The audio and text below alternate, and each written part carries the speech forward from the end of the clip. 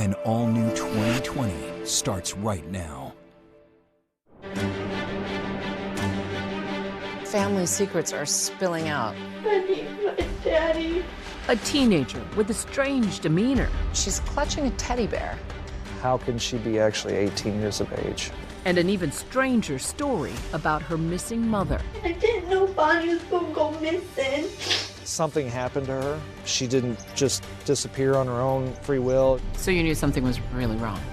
Pretty much. Has she ever disappeared before? No. Whoever has my sister, please let her go. Maybe somebody saw her somewhere at a bus station, at a train station, in a cab, at the mall. Nathan, you've agreed to walk us through a few areas. We're running out of time. He said, at times I feel like I have the devil living inside me. Turns out Bonnie wasn't the only missing person in that household.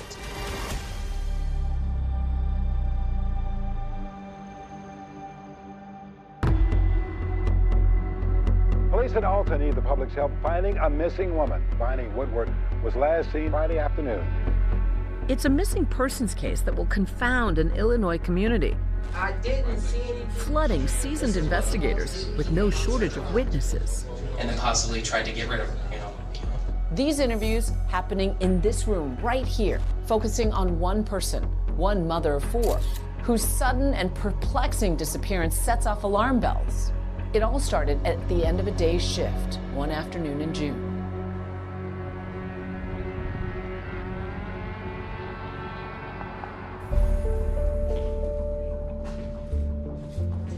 Bonnie Woodward got off around 3 p.m. that day.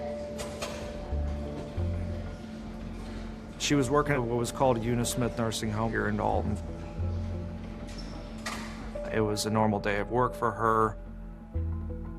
47 years old, worked at the nursing home for over 25 years, I believe, and just a woman who was reliable. Being a nurse's aide that's a lot of caregiving. She did it forever. She loved what she did. She went to work, she worked her shift, and then would come home to her children every night, as well as Gary Wilmerth, who she was dating at the time. Gary knew that she had some sort of staff meeting after work from 2 to 3, so he really wasn't expecting her home until, 3:34. That boyfriend, Gary Wilmerth, says he tries getting a hold of Bonnie around 4 o'clock. But his call goes straight to voicemail. Your call has been forwarded to an automatic voice message system. Because everybody was like, she would call if she was 5 minutes Oh away. no, everything she did was on a schedule. Nobody had seen her. This was very abnormal for Bonnie. She was always in communication with her family. After she didn't return home, her family members, they reached out, they tried to call her, they tried to text her, and no response. And by the next morning, when Bonnie doesn't show up for work, her co-workers are alarmed by something they see in the parking lot. Her red Chevy Avalanche was still parked at the nursing home, had not moved from the previous date. Windows had been down even during the overnight hours. She loved that truck. Like, she worked really hard to get that truck. She absolutely loved it. So she wouldn't have just left it. At that point, it was clear that there was something wrong. And Gary reported her disappearance to our department the morning of the 26th. When we work on the missing person and we're dealing with an adult, you have to keep in mind the possibility if they just want to take a break. They want to get away from family and friends, and that's natural. Also have to look into what's usual and what's their history.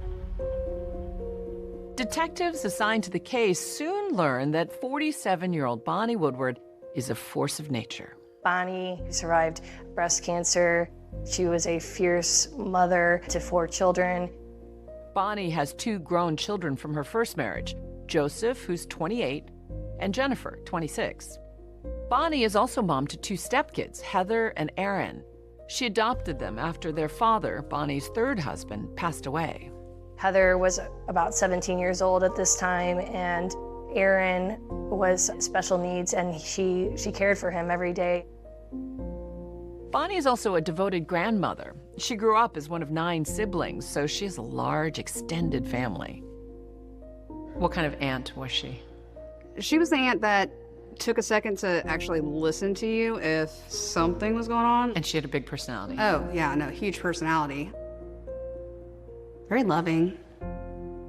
Her house is where a lot of the cousins all congregated. She had this little case in her living room, and she'd have little figurines and random stuff that had dolphins on it. None of it made sense to me, but she loved them. So she was the social hub. Kind of, yeah. She kind of liked having everybody around. So you knew something was really wrong? Pretty much. With the clock ticking, the Alton detectives start their missing person investigation where you'd expect, at the last place she was reportedly seen. This is where Bonnie worked? Yes, this Eunice Smith Nursing Home. And she was a very consistent employee? Yes, didn't miss any work at all, and certainly wouldn't miss without calling in. And so where was her car parked? It was in the spots here.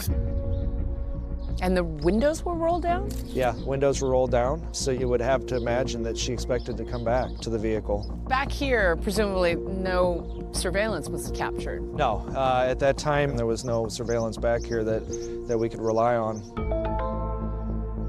Without any surveillance footage, officers are hopeful that Bonnie's car may actually give them some clues as to what may or may not have happened.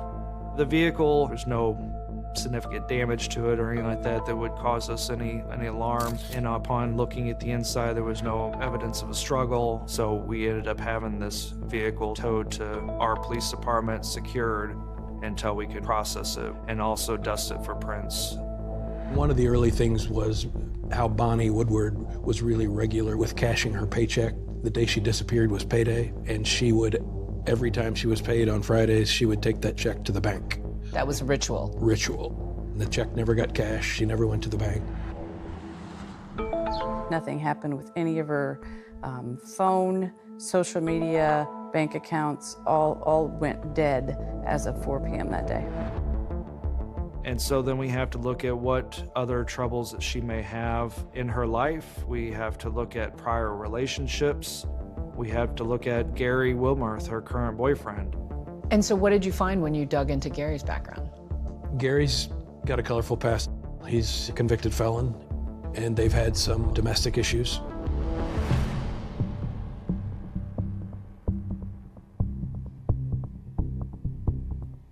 And just for the record, sir, what is your name, your full name? Gary, G-A-R-Y. Okay. Wilmarth, W-I-L-M-U-R-T-H. Bonnie was the love of my life, and she was a good-hearted woman, and I mean, she put up with me, and I mean, that wasn't easy. When Gary's talking to police, he tells them that they've been an on and off couple for about 7 years. Everything good over the past 10 months between you two? Ever any arguments or fights or domestics? Little money problem, you know, because construction's slow. Right. But we've been working it out. I mean, I'm not a good boy. I mean, I've had a record myself in the past. I paid my time, and Bonnie knew that. Bonnie still loved me. She didn't care what I did in my past. And these cops sure did. Have you heard anything from her at all since? Nothing. Nothing. Bonnie's daughter, Jennifer, alibied him at home. And Gary was waiting for her to get home because She said they were both there the whole day together. And ultimately, he did end up doing a polygraph examination and passed it. But as investigators start talking to Bonnie's co-workers, they learn she was last seen getting into a strange car with an unknown man. I guess I had never seen the man before. The police wondered, could Bonnie be having an affair? Or was it something worse? Nothing is out of the realm of possibility. How did she know this person? I mean, Mom had to have known the person she got into the car with.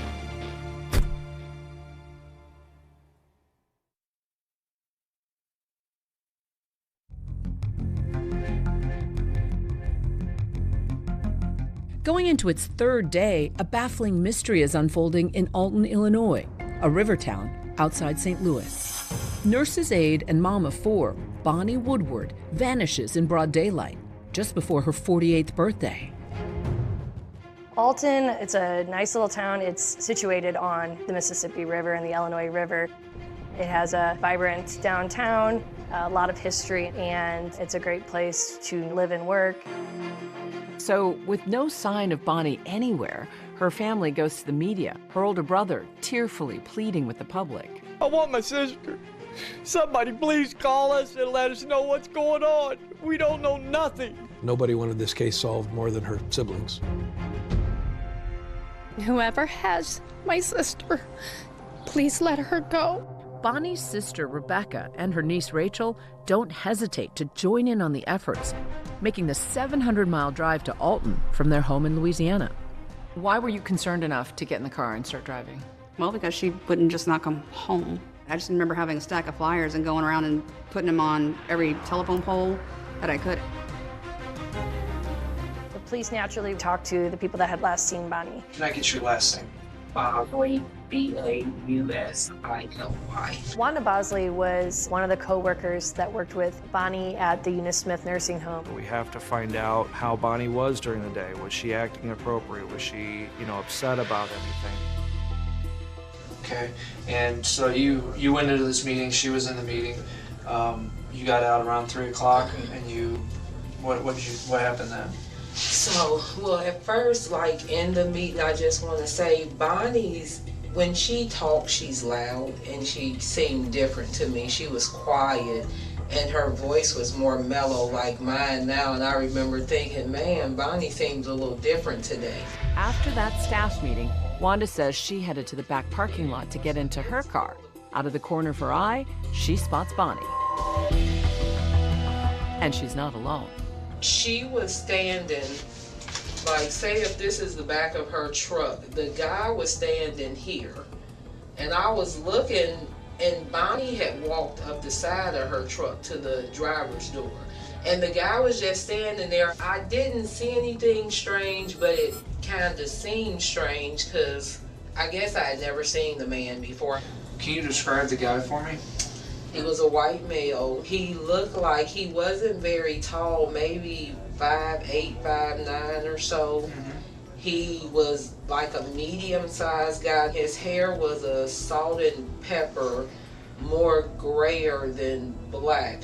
Turns out, Wanda is not the only coworker to have witnessed this strange sighting. Multiple people report to police seeing this mystery man sitting in a gray or silver sedan similar to a Chevy Malibu, waiting for Bonnie to get out of her staff meeting. So the gray Chevy Malibu was directly to the right of her vehicle. Plenty of people saw him. Yeah, after the meeting, people would see her interacting with him outside both vehicles and ultimately got into the car with him. She did get into the car willingly, and it did not appear that she was forced or anything like that. Police in Alton need the public's help finding a missing woman, 48-year-old Bonnie Woodward. The information regarding the person that people had seen on that parking lot was crucial. She reportedly was seen talking to someone inside a gray or silver Chevy Malibu. So talking to the family and friends, did anybody like a past relationship match the description? And you don't know anybody off the top of your head who would have a silver Malibu? Her ex-boyfriend, Chester, Nick Adams. Chester's dad has a 2009 Impala. If you put an Impala and the Malibu side by side, there's just a little bit of difference. It'd be hard to tell the difference. That's true. Who does this guy sound like to you? Chester McAdams. That's the only guy I can figure out that fits the description. It's Chester. I mean, I don't like to pinpoint a guy out, but Chester fits every description. And like the silver Impala, his dad has a silver Impala. Do you know that for sure? Yeah, because he used to date my mom. Chester McAdams piques the detective's interest not only because he dated Bonnie for a year, but he also has an extensive criminal record. Bonnie started to see him, and then I showed back up in the picture and ran him off. Me and Bonnie's been together probably 7 or more years. We parted about a little over 2 years, and that's when she got with that Chester guy. And you and Chester ever have words? Oh, big time. Big time hate each other? Oh, I mean, fist fights? I run into him in the bar. He was mad because me and Bonnie got back together. So I kind of thought maybe he was upset and might have did something to her. And sir, for the record, I just need your last name. McAdam. Capital M, small c, capital A-D-A-M-S. And your first, sir? Chester. With Chester, it was a very rocky relationship that Bonnie had with him. We'd break up, she'd kick me out, and I'd be gone for a week or so, and then I'd be moved back in. I've been down that road. Okay, so then, then it would be 2 or 3 months, and then I'd be kicked out again, and then back and forth. And then about 2 months before Gary got out, she kicked me out, and then Next thing I know, Gary's living there. The family largely was saying, hey, you guys need to look at Chester McAdams. When we found Chester McAdams, he's got a beard, he's got a ponytail. Chester clearly doesn't match the description of the man co-workers saw days earlier in the parking lot with Bonnie. But what about that tip from Bonnie's daughter, Jennifer, who said Chester's father drives a silver Chevy Impala? Detectives want to talk it over with father and son. Do you ever drive his truck or Impala, anything like that? Do you ever allow him to borrow it for any reason? No. I would never ask my dad to borrow his vehicle. He'd say no. Well, I know it's saying no right off the bat. So, right. You know. Don't even bother asking. Don't even bother asking. Well, I mean, we're investigating this missing person. It could be more than missing. I mean, we could have a big problem. Yes. And it could be nothing. Right. It could be nothing. Right. I mean, I hope it's nothing. Chester McAdams was willing and cooperative with us. Ultimately, did not have direct access to a vehicle that was like that. And also, we checked in with his employer, and they confirmed that he was at work. So that was a dead end for us. The family of a missing Alton woman is now offering a $5,000 reward to anyone who can find her. You have crime in this area, but you don't have missing adults too often. We have people that run away, but they're always found. But this one, she just fell off the face of the earth. We need to find my sister. We're running out of time. Everybody knows the first 3 days is critical. With both Gary and Bonnie's ex cleared, detectives are hitting walls left and right. But they're about to be floored by some information that reveals a disturbing coincidence in the Woodward family. Turns out Bonnie wasn't the only missing person in that household. Correct. I need my daddy.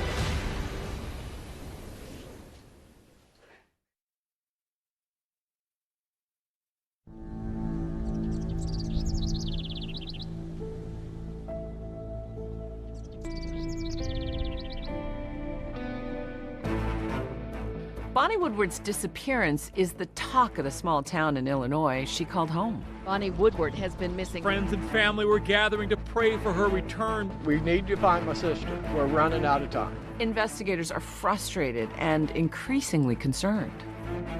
We were doing missing person flyers, talking to local media. We were trying to push this out there as much as we can. Maybe somebody saw her somewhere at a bus station, at a train station, in a cab, at the mall. We're trying to get any kind of lead that'll take us where we need to go.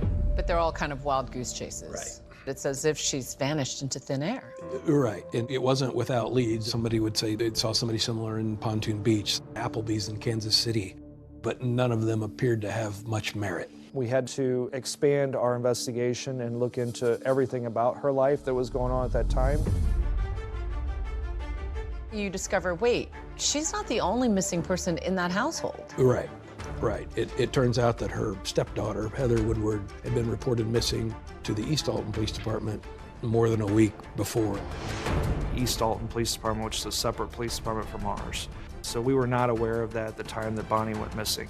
There was nothing 100% that told us that the two were linked. So at that point, we're having to do a dual investigation.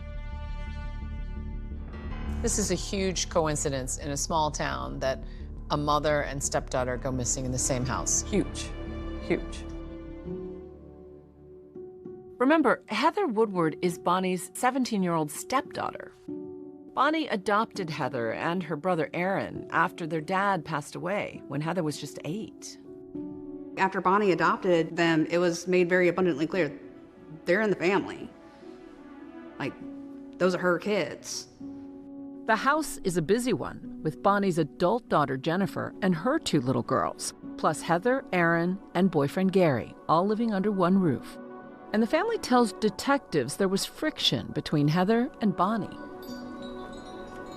It was an unhappy teenager, and it was a stepmom giving her chores to do, and there was a little resistance. At some point they argue, and Heather wants to move out, and Bonnie initially doesn't resist the idea. Our investigation revealed that around June 10th, Heather went with her teacher, and that was Christine Scheffel, and Bonnie knew about this. That teacher pictured in the high school yearbook along with Heather. Heather moved in with her just 2 weeks before Bonnie vanished. And now that both Bonnie and Heather are missing, investigators have lots of questions. I'm here with the Christine Scheffel. I wanted to get the history of how she became engaged with Heather's life. And then the number one question is, where is she now? She was last with you. Where is she at? I had Heather in Alpha 1 class as a freshman. For the entire year, she has been very vocal to myself and all the other teachers of the abuse that goes on at home. Things like being slapped or thrown against a wall or woke up at 3 in the morning to wash every dish in the house. Just plain crazy stuff. And who's the one she's alleging that does all this? Bonnie. We knew that East Alton Police Department was aware of these reports, and we could not get anything to substantiate these reports. Heather painted a picture of your aunt as being abusive. What do you make of those allegations of abuse? I can't see it. I can see her being loud with anybody, child or not, and like just being vocal, but not abusive. Like there was no way. Heather has been telling everyone for over a year that when she turns 18, she will be kicked out. She called and said that I'm getting kicked out and I need you to come get me. The teacher is, I believe her heart was in the right place as she's trying to help this 17-year-old child. Bonnie called us and wanted Heather back. And I did tell her she had to go back home. So she cried most of the night. And then whenever you came back on the 17th, she was gone. Right. So now, according to this teacher, Heather leaves her home on the 17th. That same day, Bonnie reports Heather as a runaway. Bonnie went knocking on doors. It was driving Bonnie nuts because she couldn't find her. In obtaining the reports, it was clear that Bonnie wanted to find her stepdaughter. And she was not getting the information she wanted from the teacher, and she was adamant that no matter what, she was going to find her. And now, detectives aren't making much headway in finding Heather either. The teacher who Heather had been living with says she has no idea where Heather might have gone. There was nothing that we could really prove that she knew where Heather was, but clearly I'm still skeptical. Are they telling the whole truth?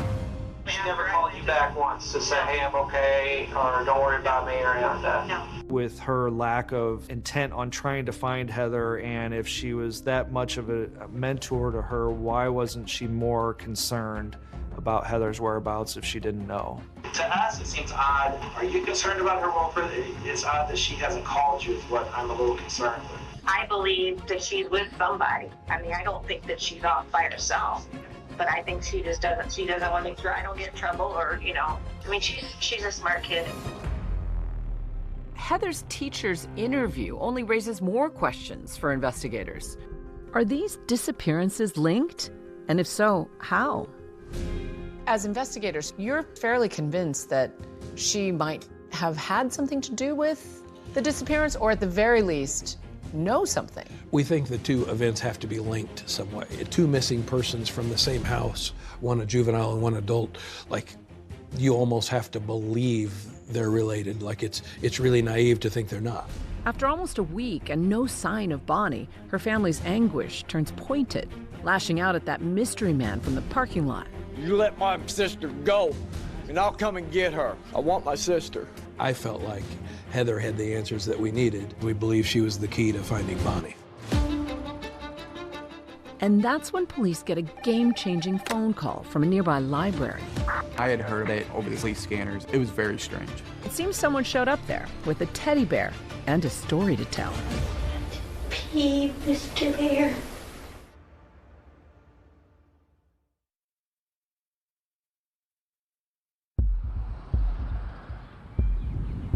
Summer is in full swing here in Alton, Illinois.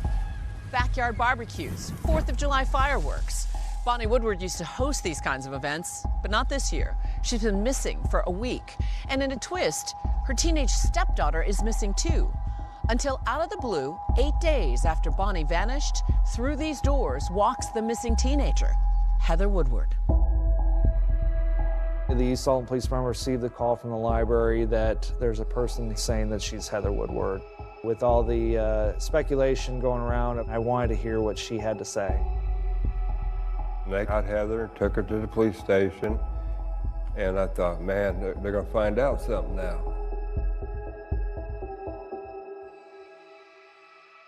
And would you state your name, please? Heather Woodward. And your birthday, Heather? Today. Physical condition for Heather was not of anything that was of a concern. There was no injury to her. Clearly, she had been being taken care of. What do you know about the whole situation with Bonnie and everything? What I read in the paper. Okay. That's it. And I guess you read in the paper that you were also listed as a runaway also? And I was planning on coming home on my birthday. That was the plan, so I didn't have to go back to Bonnie's house. I was taken back that how can she be actually 18 years of age? Like these stupid, small, claustrophobic rooms. I need my daddy. I have to pee, Mr. Bear. But she's clutching a teddy bear. Yes. July 3rd is her 18th birthday, so she's a bona fide adult in the state of Illinois, but she talks more like a, well, I don't want to be insulting, but like a grade school student or a junior high student. I'm tired. I'm ready for my nap. I need my books. I need my books. I need my books. She showed up at a library. What did you think? That it was absolute. What do you mean by that? Like, why are you showing up at a library? Who brought you? Where did you come from? Where have you been? Something doesn't smell right. Pretty much. What made the decision that you would go to the library? Why not to the police department or something? Because I always go to the library. I walk there all the time, and I wasn't comfortable walking to the police station. Do you think you're in any trouble? I don't know. I'm scared. Yes, you had a lot of people concerned about you. We don't know what happened to you. We don't know what happened to Bonnie. I haven't talked to my mom.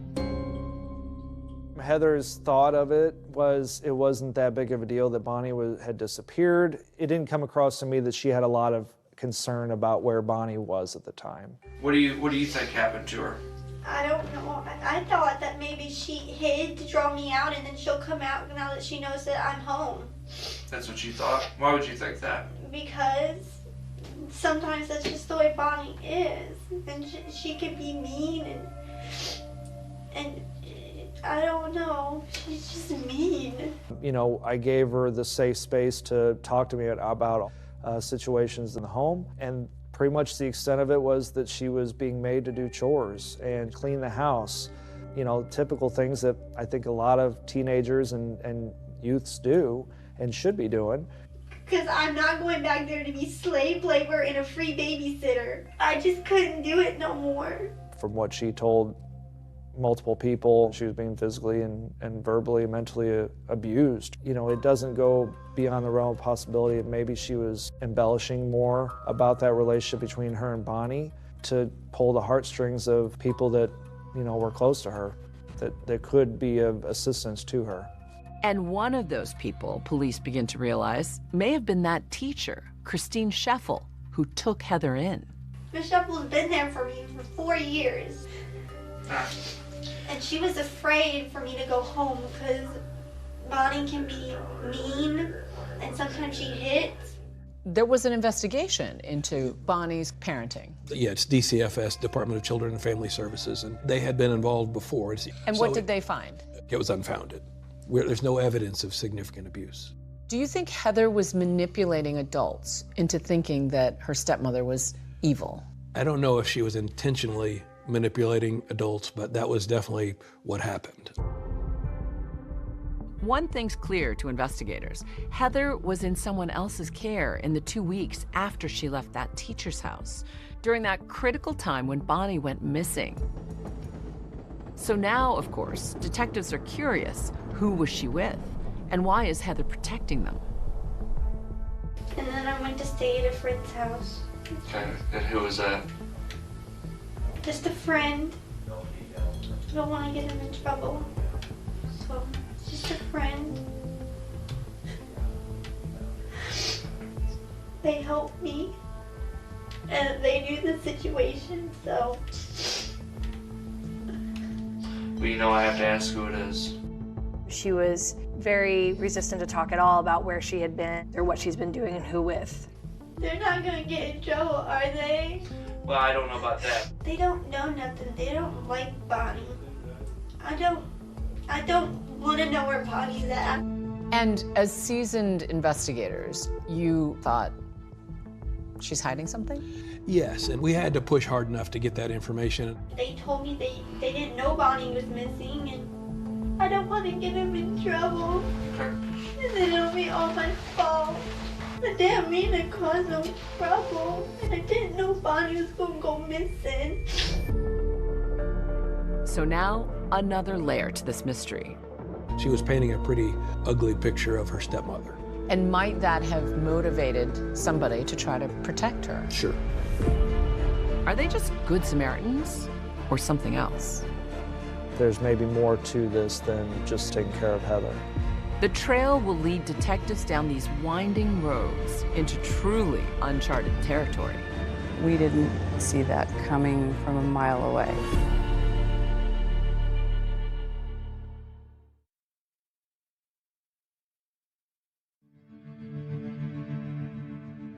Bonnie Woodward disappeared in Alton June 25th at about 3 in the afternoon after getting off work. Her family members haven't seen or heard from her since that day. Bonnie Woodward has been missing for over a week. Her boyfriend of 7 years, Gary Wilmerth, says he catches glimpses of her in every passing stranger. There was times I could be at a store, pass somebody on the street, could be the color of their hair. I remember talking to her grandbabies. They said, "Are you gonna bring Grandma back?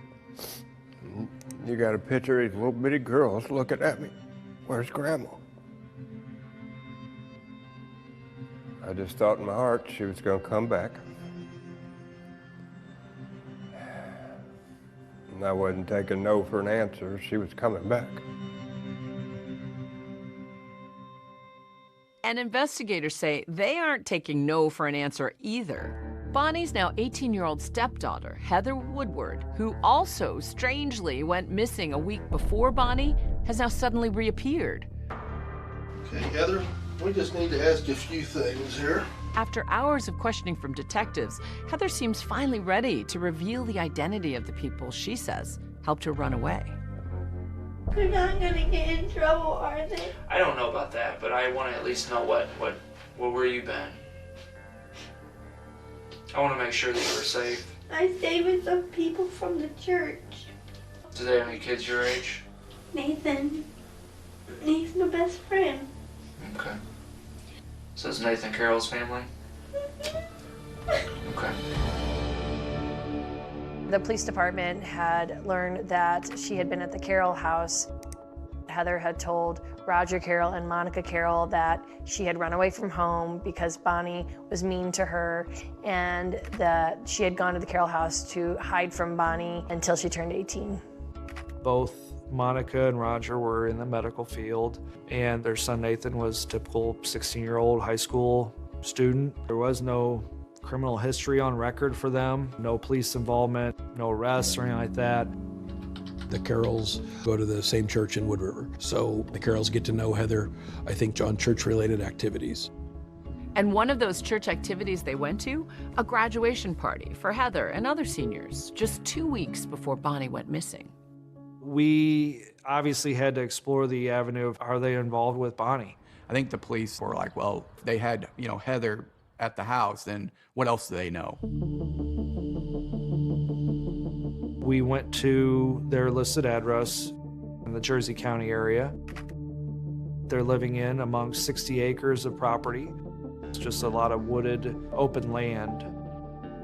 What jumps out at you about Roger Carroll? He's in his 40s with the brownish gray hair, 5'10"-ish. His primary car is a silver 2005 Chevrolet Malibu, which is the suspect vehicle description. We tow the vehicle to our police department and ultimately process this vehicle for any evidence related to our case. This investigation is now shifting into high gear. Monica and Roger Carroll come in for questioning. You are Roger William Carroll, Jr. don't want to answer any more questions until we speak with our attorney. Okay. You decided to invoke your right to counsel, correct? Yes. Heather Woodward, Bonnie's stepdaughter, is also called in again the very same day and pressed for more information about the day Bonnie went missing. What do you know about Bonnie leaving and what happened whenever she left or was? The resident came for, I know that she got in the car with some guy and they drove off, that's all I know. Did they talk about the car? Yeah, it was a silver and gray car, Malibu. That's Okay. it, that's all I know. Does that I know sound like any car that you're familiar with? No. Oh, besides Roger's car. Okay. But Roger wanted her to fly. Investigators then confront Heather with a new piece of information. They found out that she and the Carrolls were together at a lake house in the days just before Bonnie went missing. They went down to Monica's parents in Goreville, Illinois, on a small trip, just the four of them. And detectives grow even more suspicious when Heather shares that Roger and his son Nathan returned home by themselves on the same day Bonnie disappeared. Roger and Nathan came home on Friday. We came home on Saturday, me and Monica. Why did they leave on Friday? Monica told me that he just wanted to get home, and he made Nathan go with him. He brought Nathan with him, got up and left at 7 o'clock in the morning on June 25th, Friday morning, the day Bonnie disappeared. Now, the question I have here is the guy that meets with Bonnie up at the nursing home, he's in a gray Malibu, silver gray Malibu. How do I know that Roger's not the one that met with Bonnie up there that Friday? I don't know. Bonnie's never met Roger, so I don't know why she'd get in the car with him. What if he told her, hey, I know where Heather is. Why don't you come with me and you pick her up? I don't. Do you think Bonnie would have gotten in the car with him then? No, she doesn't care about me. So you have a lot of circumstantial evidence, but nothing that cracks the case open. It is all circumstantial. There wasn't enough to link Roger Carroll or Monica Carroll to Bonnie's disappearance. However, both of them at that time were charged with harboring a runaway. Both Roger and Monica plead not guilty to this charge, but this turns out to be a helpful tool for investigators. In getting those charges, we can also get fingerprints, we can get photographs.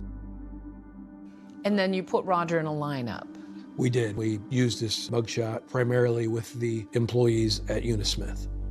And that did not come up with a match. It did not. That resulted in no positive IDs. The family members must be chomping at the bit at this point. They are, but sometimes the cases move when they want to move. Did you feel like there had to have been somebody out there that knew more than they were saying? I think anybody that is just trying to locate a loved one often feels like somebody's not talking or somebody's lying. Summer winds to a close without Bonnie Woodward and without answers, until news of a body found on the banks of the Mississippi River here in Alton, Illinois, leaves her loved ones holding their breath. Every time a body comes out, we call. 51 days exactly. She's been gone, and we have not one solid answer. That body, it turns out, is not Bonnie Woodward. But a break in the case is coming. The lab results from Bonnie's abandoned truck are back, and the results are stunning. The crime lab comes back with a very significant hit. Yes. You understand what we're trying to tell you right now. There's new physical evidence in this case. I said we have to jump now. This is our time. I'm thinking I'm going to die. It's crazy, absolutely crazy.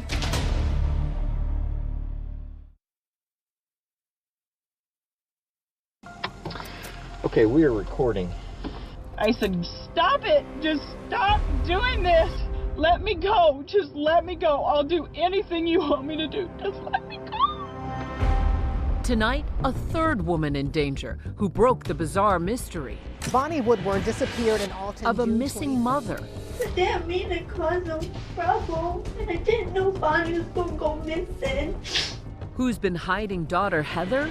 And could Bonnie have ended up in the same place? Family members must be chomping at the bit at this point. It was a needle in a haystack. We had 60 acres of property. We didn't know where to look, what to look for. Nathan, you've agreed to walk us through a few areas that are of interest in our investigation. We got a hit on the prints.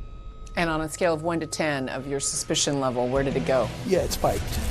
Any idea what they were? Little pieces of white things, but I don't know exactly what it was. The family's falling apart. and we have to jump now. This is our time. She now is starting to put everything together and is fearing for her own life at the same time. He said, I have killed for you. I have killed for you. That sounds like bingo.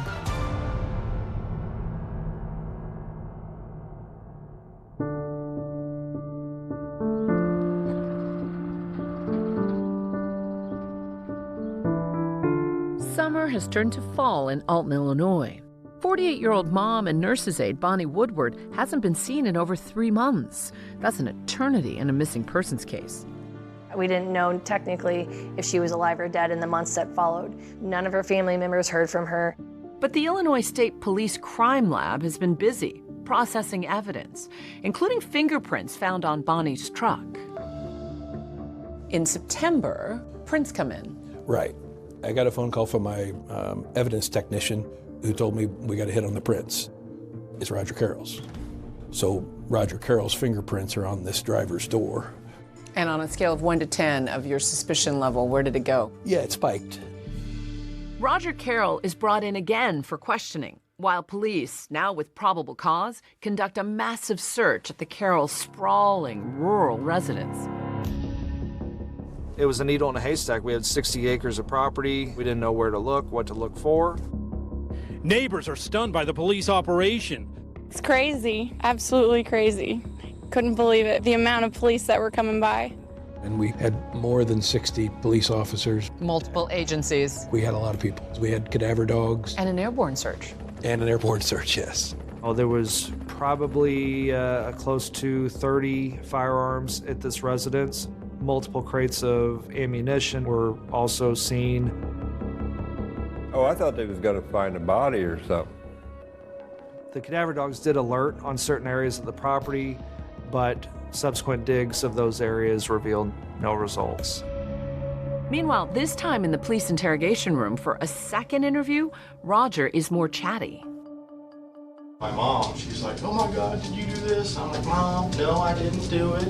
Roger tells investigators that he invited Bonnie's daughter, Heather, to stay with him and his family, only after becoming concerned about her account of a troubled home life. So then Heather calls you guys? Yes. I could hear her crying. She was just frantic, you know. Right. Oh my God. Bonnie called and said that she's going to come get me tomorrow, that I have to pack my stuff up, and you know, I don't know what I'm going to do. And Right. So she kind of played on your soft hearts and said, can I come stay there? She never said, can I come stay? Just to be honest about it, I'm the one who said, hey, you know, this is a bunch of crap. Why don't we just go, you know, she can stay with us. Okay, okay. I'm the one that said that. As far as Bonnie, you've never had a conversation with that woman, and you've never been face to face with that woman. You know where she lives, but you've never, other than you've driven by there, but 2 times, right? Yes, that's correct. And you've never been in her vehicle, right? And you've never had occasion to handle her vehicle or touch her vehicle. That's correct.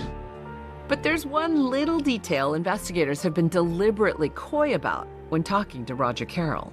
So finally I was, at the end of the interview, I was like, how do we explain it that your fingerprints are all over her driver's door? He stumbled just a bit and says, Then I've been trained. I mean, no, there's no way that my fingerprints are on that car door or my DNA is on that car door. There just is no way. He's asking, like, my prints aren't on that door. I'm like, yeah, well, yes, they are. I don't see, there's no way my fingerprints are all over the door of that car. They are. So he denied it still, and the interview terminated pretty quick after that. Not only were his fingerprints found on her car, but he denied ever having met her or ever been there and ever been in that parking lot. So what do you make of that? What? That he's lying? There's a third interview with Heather. Heather stays firm during this interview that she didn't have anything to do with it. Bonnie went missing around 2 to 3 o'clock in the afternoon. And his prints are on Bonnie's truck. What do you think?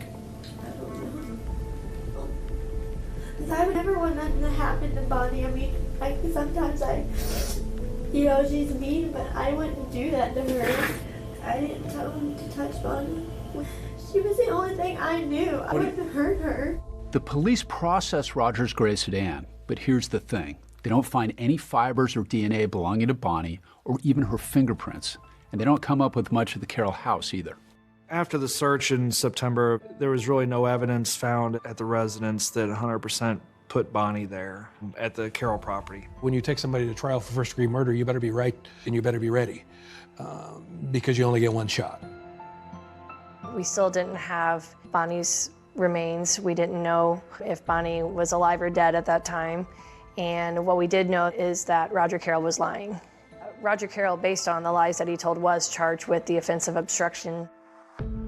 Family members and friends felt that he needed to be charged with murder, but based on it only being a circumstantial case at this point, that would have been quite a stretch for us. So the case goes cold. Your aunt is still missing. What was that like for your family? I know that it was very hard emotionally for many family members.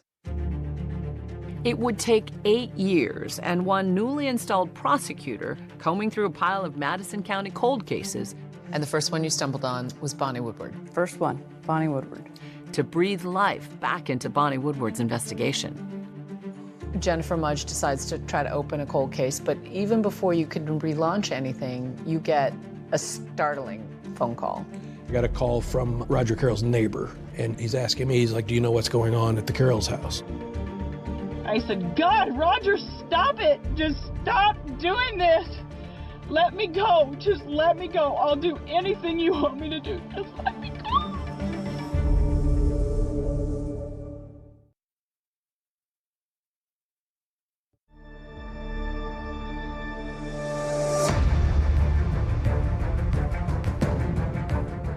I'm fighting. I'm fighting with everything that's within me. What are you thinking at the time? What am I thinking? I'm thinking I'm going to die. Roger Carroll had been charged with obstruction of justice in the disappearance of Bonnie Woodward. But now, 8 years later, he's being accused of something else altogether by, of all people, his wife of over 30 years, Monica. In March of 2018, we received information from the Jersey County Sheriff's Department that there was a domestic situation in which Roger had caused injury to Monica. I didn't know his connection, right? I didn't know this was the Bonnie Woodward suspect. So I went the next day, met her several hours from here where she was kind of hiding out and interviewed. Okay, we are recording. He told me I was fat, disgusting, so fat and disgusting that nobody would want to have anything to do with me. The first thing you notice on the dash cam is A, the injuries to her face, and B, beyond the injuries, just the fear. She said for the most part it was a good marriage until there was some infidelity like a few years prior. And she had recently figured out more infidelity and then had filed for divorce. He was really withdrawn after served him with the divorce papers. I thought he would be happy because just a couple weeks before he said, I want a divorce. They had separate bedrooms, but while she slept in her bedroom, she not only locked the door, but she put a dresser up against the door because she was scared. Monica tells Detective Nick Manns about the alleged attack, in which, as she's getting ready for work, she says Roger corners her in the laundry room. Roger is looking out the garage door, like making sure Nathan has left. And he turned and he acted like he was going to have normal conversation. And he reached over to the back of my head, grabbed my hair, and jerked me, and then dragging me around by my hair with his right hand, he was hitting me in the head with the taser gun. And how do you know it was a taser gun? What was it doing? Because it shocked me. So he drags it up your neck? He drags it up my neck. He looked shocked. And I was screaming, Roger, don't do this. Roger, don't do this. I started screaming, Nathan, Nathan, screaming for Nathan as hard as I could, screaming for help. Nathan, unfortunately,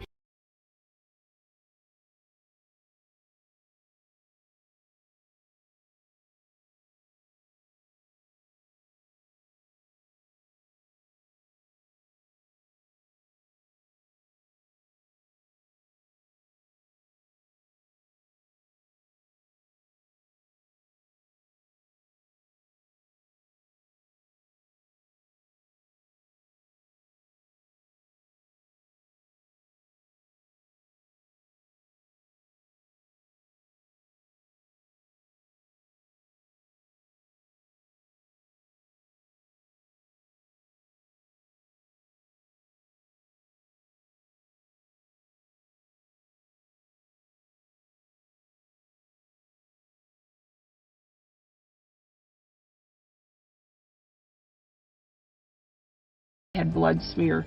All these red marks are from your fight with him. These are from him. During this time, Monica does what so many victims unfortunately have to do, but it's a survival thing, is how am I going to get out of the situation? And she starts to de-escalate it slowly, verbally de-escalate the situation. I was just thinking, don't get him agitated, talk him down. And I said, Roger, you've been a good dad. You were a good husband, but you're not the man that I married 30 years ago. And he'd said it before. He said, I know. I'm not that same person. He said, I am a monster. He said, I have so much anger and hate in me, and I can't control it no more. He said, at times I feel like I have the devil living inside me. Eventually that got to the point where he allowed her to get up and get ready for work and go. As soon as I got in my car, I hit the lock button, put it in reverse, and took out. Then she provided us information that she knew him to possess firearms, and she believed him to be suicidal at the time. He says, I've been thinking about just going out into the woods and never coming back. Detective Mann says he went to search for Roger the morning of the alleged attack. We believe he's a danger, obviously, to her and to our community, but also to himself. So I'm driving down this road, which is Creek Road, which is where he lives. And this is actually, that would be his house at the time. He and Monica lived there. That was their home. I keep going up this hill. You can see it's pretty rugged terrain. I don't even realize at that time that this is his property. So I go up here and I go left and I drive across this field, and I get out of my car. And when I get up along this trail, I see something down there, and I keep moving closer, and it's him. Roger was lethargic. I felt in his jacket pocket, which turned out to be a bag of needles, of syringes. Then I found a vial of what I knew to be insulin. I asked him if he was diabetic, and he said no, that he had hurt his wife and that he was trying to kill himself. But I called my dispatch and said, send an ambulance this way. What's the ambulance? No, this guy's not diabetic. He took insulin. Attention, Brighton Rescue, Creek Road, for 52-year-old male. Took an overdose of insulin and suicide attempt. But what Detective Mann soon learns is that his fellow investigator, Scott Golicki, has been looking at Roger Carroll as Bonnie Woodward's possible killer. Immediately, Scott and I said, the family's falling apart, and we have to jump now. This is our time. Because at that point, you double down on every member of the Carroll family. Right. We need a talker. They need a talker, and they're about to get one. And investigators get a story they had not prepared for.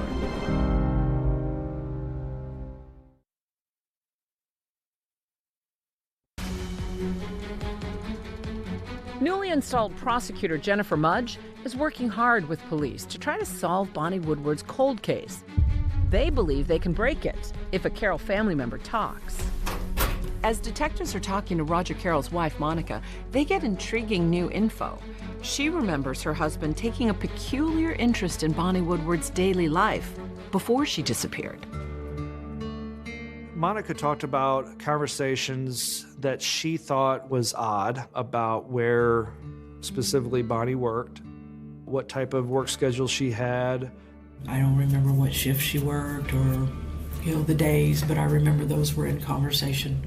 I just remember thinking that it was very odd that he's asking all these details.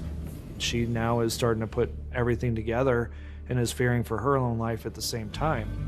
Looking back on it now, I've been scared for a long time, but I wasn't to the point to admit it yet. But the really chilling words about Roger, that was still to come. He said, I have killed for you. I have hurt a lot of people, but I killed for you. And I think that's Bonnie. Meanwhile, Roger is released from the hospital after his insulin overdose and is brought directly into police custody. We'll sit right there. where Detective Galicki greets him again after 8 long years. Roger. What are we doing? What's going on? Remember me, Scott Galicki. So after all that, you sit down with Roger years later from the last interrogation. Yes. Is he a different man? Yes, we both aged a lot, and probably me more than him. After the domestic, he was clearly suicidal. And so when I see him, it's not his best day. You know, I had to say a word, but if you want to hear me out, I think it might be worth your while, but it's your prerogative. You're driving this bus. I had started it with, hey, Roger, you don't have to say anything if you don't want, but we've opened this case. This train's coming down the road. I think what's going to happen now is that this is a homicide investigation, and it's moving in that direction. I was basically telling him charges on this case are now imminent. But some of the intimate details and the specific details, only you know. It's the right thing to do for Bonnie herself, also the right thing for you. There's no way you're enjoying living with this.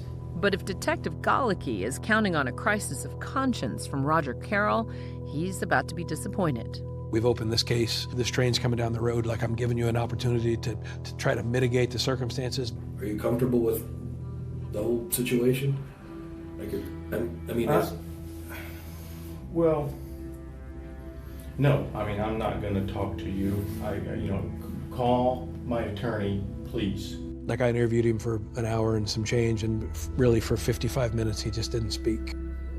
Since Roger completely clams up, they bring his wife Monica in again.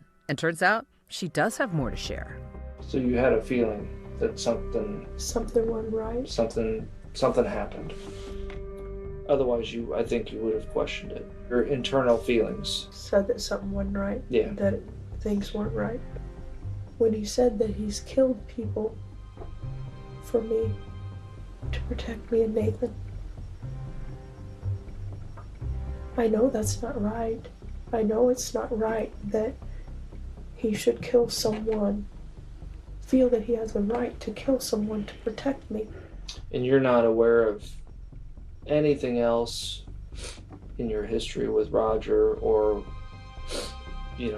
with Nathan that he would be talking about other than Bonnie Woodward. Right. The only person that come to my mind would be Bonnie. Monica says Roger issues her a stark warning about Bonnie's family. He made it sound like it'd be my fault if something happened to our family, if I ever talked. So I didn't want to be the one to be the cause of our family being torn apart. I didn't want to hear it. As I recall, I told him I didn't want to hear it. We knew that Monica was not there at that time, and we were also pretty confident that she didn't show up until a day later. That's when Monica describes approaching their son Nathan with her suspicions. I told Nathan that Roger told me, I have killed for you. And he was like, don't ever repeat that, Mom. Don't ever repeat it. But what might it take for Nathan to start talking?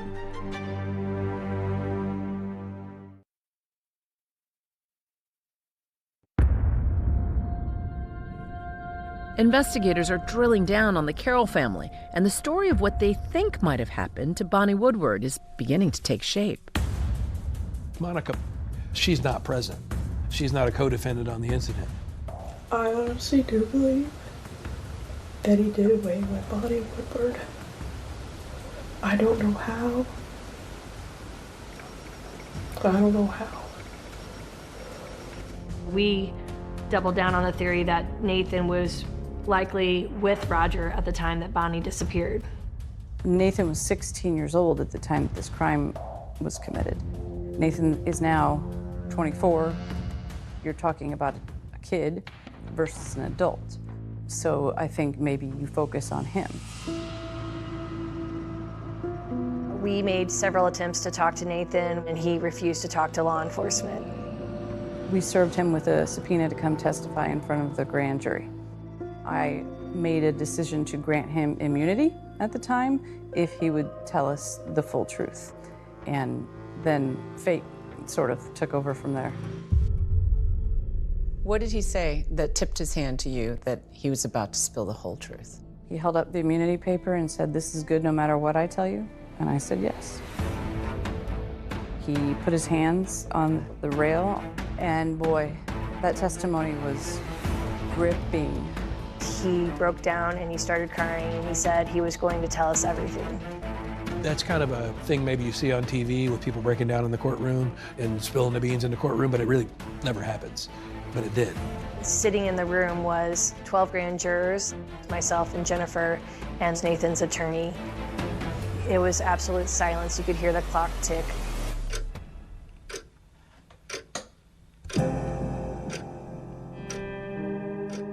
It's like watching the weight of the world being lifted off this young man's shoulders. He told the entire story about what happened that day. He says that he's on vacation with his whole family. They have Heather there. And his dad said to him the night before, "You and I are leaving early tomorrow." And they drove to Eunice Smith Nursing Home, and his dad said, "Good, she's at work." Then after they get home, Roger changed clothes, clipped his fingernails, he shaved, and retrieved his Stoeger 9mm from the house and left Nathan there by himself. He told Nathan he was going to get Bonnie. Nathan set up a tent in the backyard. The tent in the backyard was essentially a death trap to lure Bonnie to the backyard and not into the residence. He's eating lunch. Next thing he hears is 8 or 9 gunshots, and they're close. They're in his driveway. He walks outside, and that's when he sees feet with tennis shoes on and tan scrubs. There are a few things that stay with me, like he remembers that he was eating leftover deli meat sandwiches from Heather's graduation party. If you're making a story up, you don't go that detailed into what kind of lunch you're having. But the next detail may be the most disturbing of all. Nathan tells the grand jury that his dad had him light a fire in the backyard and testifies he watched as his father loaded Bonnie's body into a bucket loader, a tractor with a scoop on the front of it, and bring her to that burn pit. And they start a massive fire. It had to be stoked all day, all night, every couple of hours. And Roger had Nathan help him do that.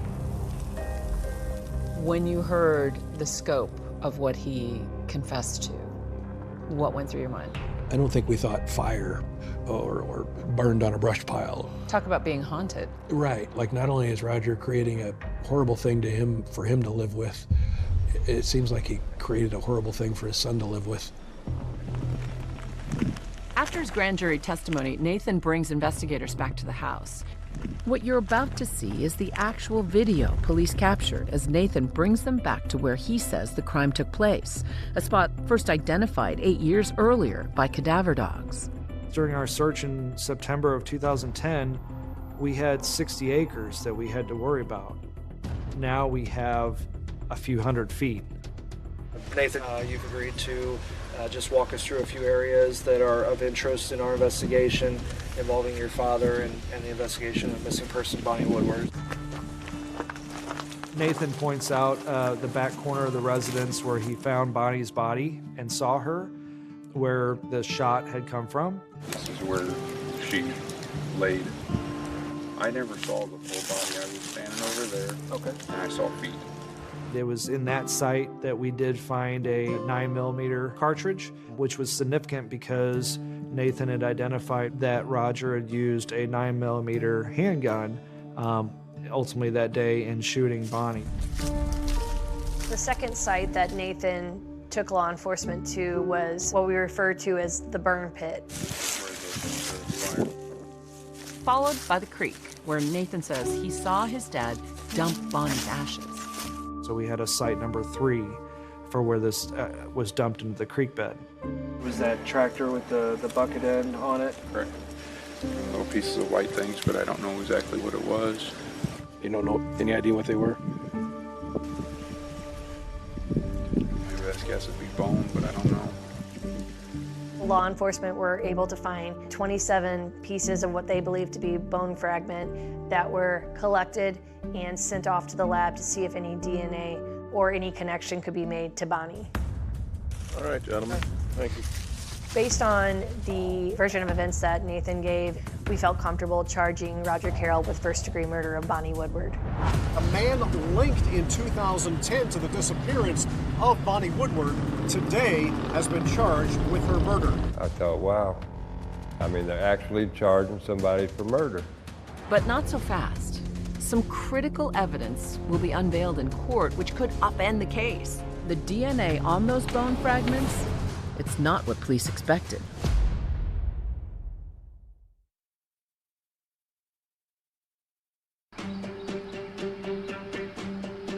Roger Carroll pleads not guilty to the murder of Bonnie Woodward, but he's facing some tall odds.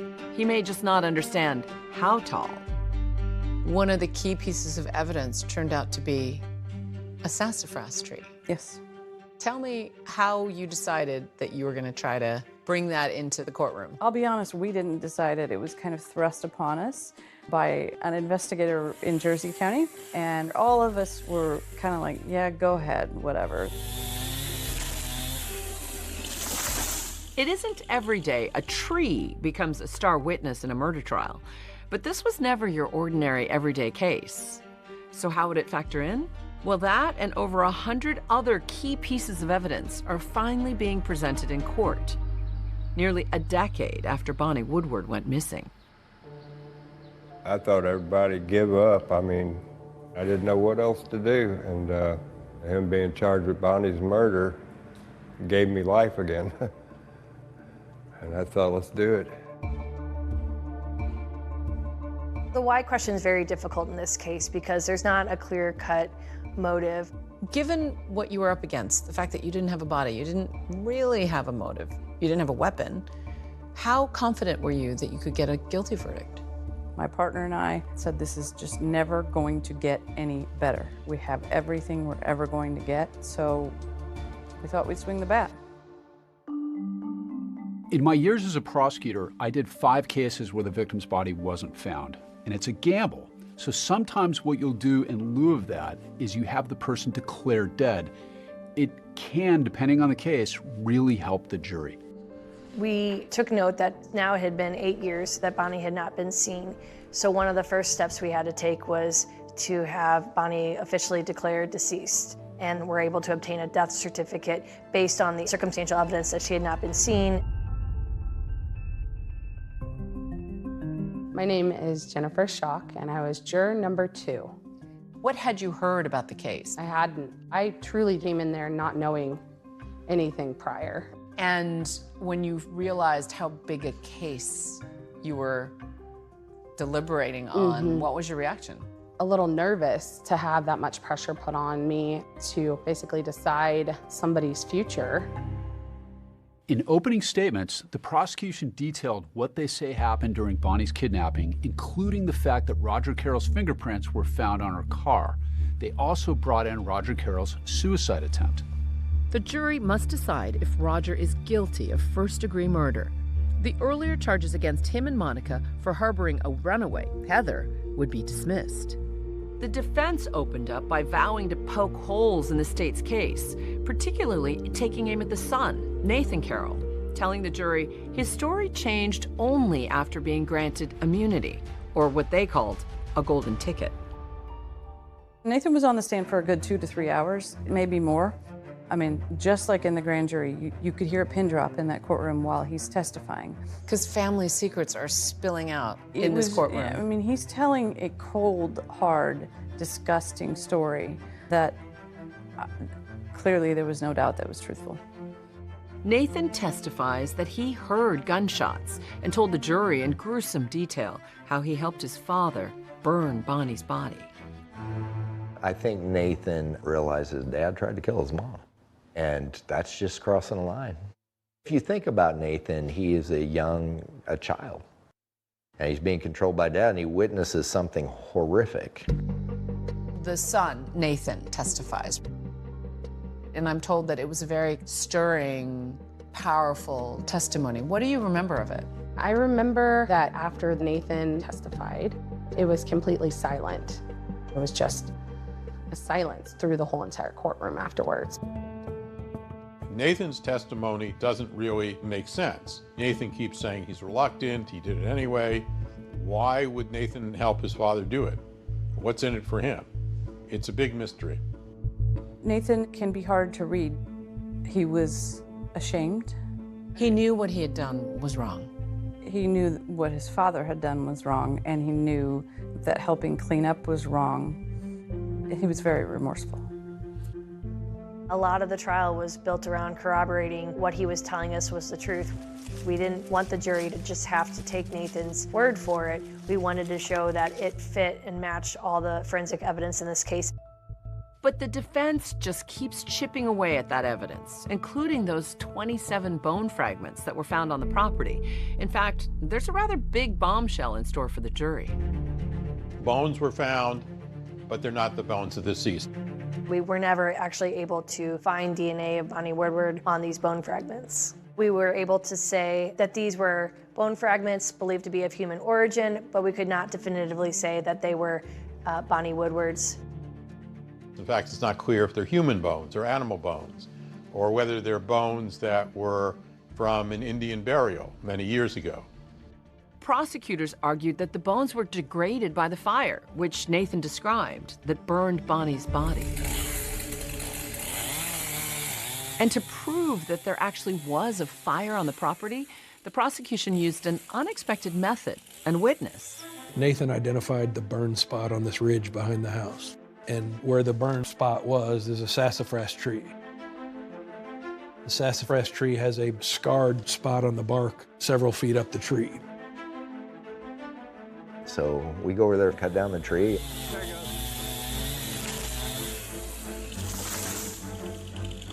Cut slices out of the tree. We sent him off to a botanist. He examined the tree, its age, its growth rings, and said that tree was damaged in the early growing season of 2010, spring or summer. That tree damage, according to the testimony of a botanist from the University of Wisconsin, was reminiscent of a fire and appears to have happened at the same time Nathan claimed Bonnie's body had been burned. As a prosecutor, why is that critical? That fire, others have testified, had to be quite large to burn a body like that, down to the fragments that we found. There's a question, was there actually evidence of a fire? Or is it a fire around the time of 2010? Or is it not a fire? That's questionable. Heather Woodward, Bonnie's stepdaughter, takes the stand and tells jurors that she told Roger about Bonnie's whereabouts and her work schedule. How did Heather do on the stand? What was her testimony like? It was pretty short, and I think the way that Heather was in the police interviews is the way she was on the stand. Because I never want nothing to happen to Bonnie. I mean, sometimes, she's mean, but I wouldn't do that to her. Her testimony, it pretty much tracked with that, but it was clear to those involved that she had not participated in her mother's death. What made her cry on the stand, do you remember? Every time she cried, it was because she said, I never wanted this to happen to Bonnie. I never meant for this to happen to Bonnie. Bonnie's boyfriend, Gary, took to the stand too and told the jury about what was lost when Bonnie's life was cut short. He wouldn't look back at me for nothing. I kept looking across where he was, and he wouldn't look at me, so I started talking to the jury to my right, and I said he took away a good woman, mother. I let him know what kind of person Bonnie was. I have an old supervisor, before I started my very first no body case, which I'll never forget, he said, always remember, the jury can see the soul of your victim reflected in the eyes of those who love them. When it was their turn, the defense team laid out a case that pointed the finger at Nathan as Bonnie's killer and argued that without him and the so-called golden ticket, the state's case was just circumstantial. Nathan didn't have a choice. If Nathan didn't help his father dispose of this crime, Nathan's a dead man. And let's not forget, he was a barely 16-year-old boy. Roger did not testify at trial. It's his choice whether or not to testify, and he decided not to. He was advised not to testify. Many attorneys advise their clients not to testify because, for one thing, they think it will shift the burden. They think the jury is going to look at whether they believe the defendant, and suddenly the defendant has to prove his innocence, which he normally doesn't have to do. After 5 days, the case is now in the hands of the jury. It was back and forth all the way. Those moments are always very tense. We would get close, and then somebody would say something else, and then it would throw everything off. What was the hang-up then?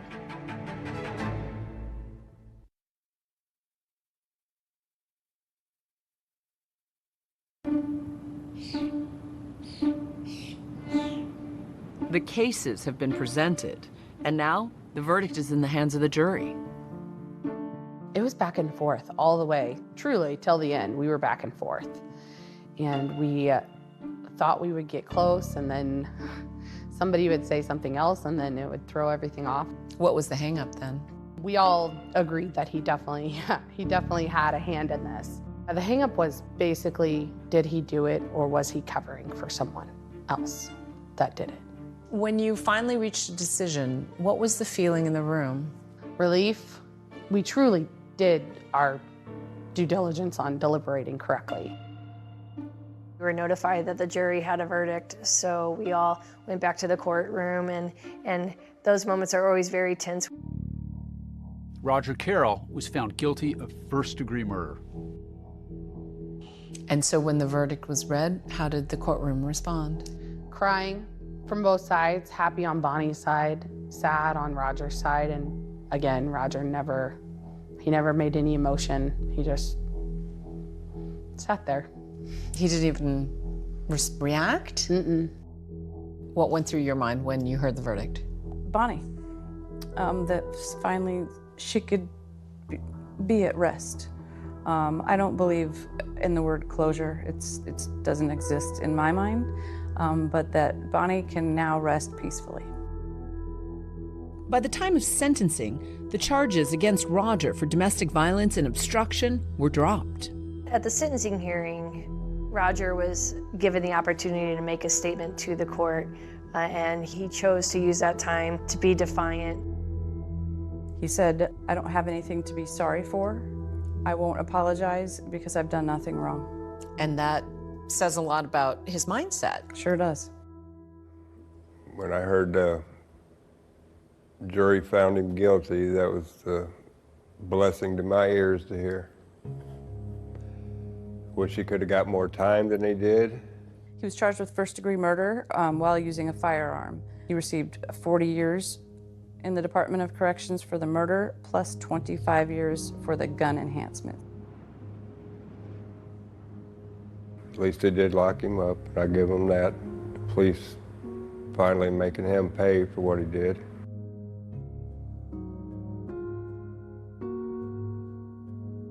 Roger Carroll robbed her kids, her grandkids, friends, family.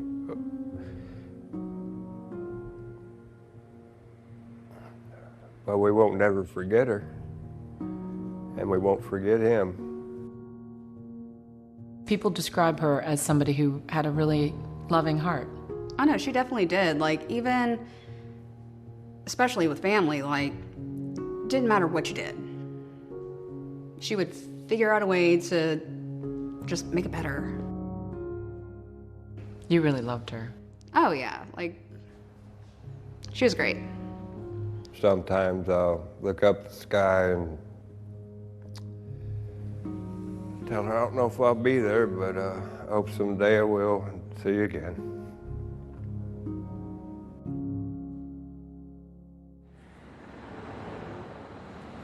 So many of Bonnie's loved ones wishing they could see her again. Bonnie Woodward's killer, Roger Carroll, is appealing his conviction. He was granted permission for that appeal by the Illinois Supreme Court, and his case will likely be argued this fall. That's our program for tonight. Thanks for watching. I'm Deborah Roberts. And I'm David Muir from all of us here at 2020 and ABC News. Good night.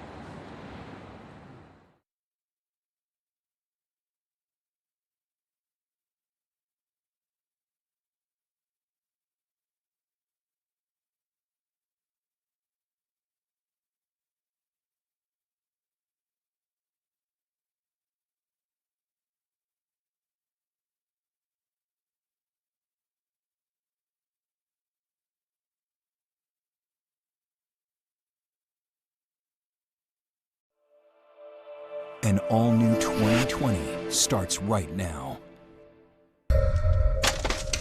Sheriff's office, make yourselves known. No, it's just all crawl space. This is a dark, creepy space. You got to be ready for anything.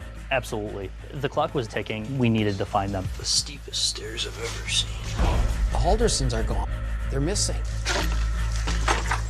Well, what do you mean they're missing? I can't even comprehend what that means. The story is a couple came and picked them up and took them to the cabin. And nobody knew who that couple was. There was a concern that Bart and Krista had been kidnapped by this couple that picked them up early that morning. There were all these questions. For each answer you get, there are 17 more questions. What's going on in the household? You know, what aren't we discovering? This case really highlighted how social media tracks everything. And that became so crucial. I was like, hey, where you at? Where you at? Like, you're not responding to me on Snapchat. You've got to get to that cabin. You've got to get to that cabin right now to figure out what happened. Her mind goes to, did the worst happen? So what happens next? He kind of had the craziest phone call that I had in my law enforcement career. He couldn't say much, but I should probably watch the news the next day. Holy. I don't really have words for it, to be honest.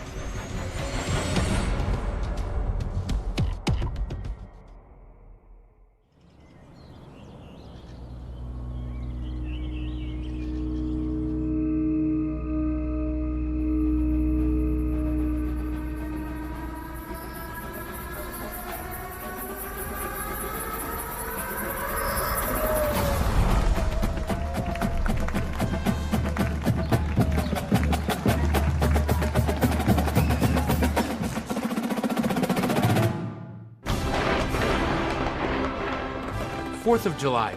It's a day when people come together to celebrate our independence and the spirit of America. And that's what you'll see in Madison, Wisconsin. 4th of July celebrations have been going on all weekend, but of course Americans are going all out today. The lakes are really core to the identity of Madison. Just being around water, being around nature is really big to a lot of people here.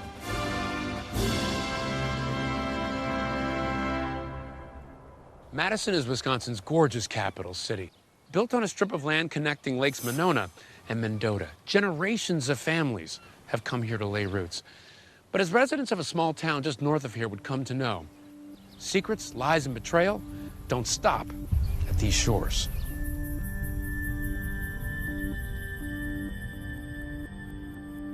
Bart and Krista Halderson lived in a community called Windsor, just north of Madison.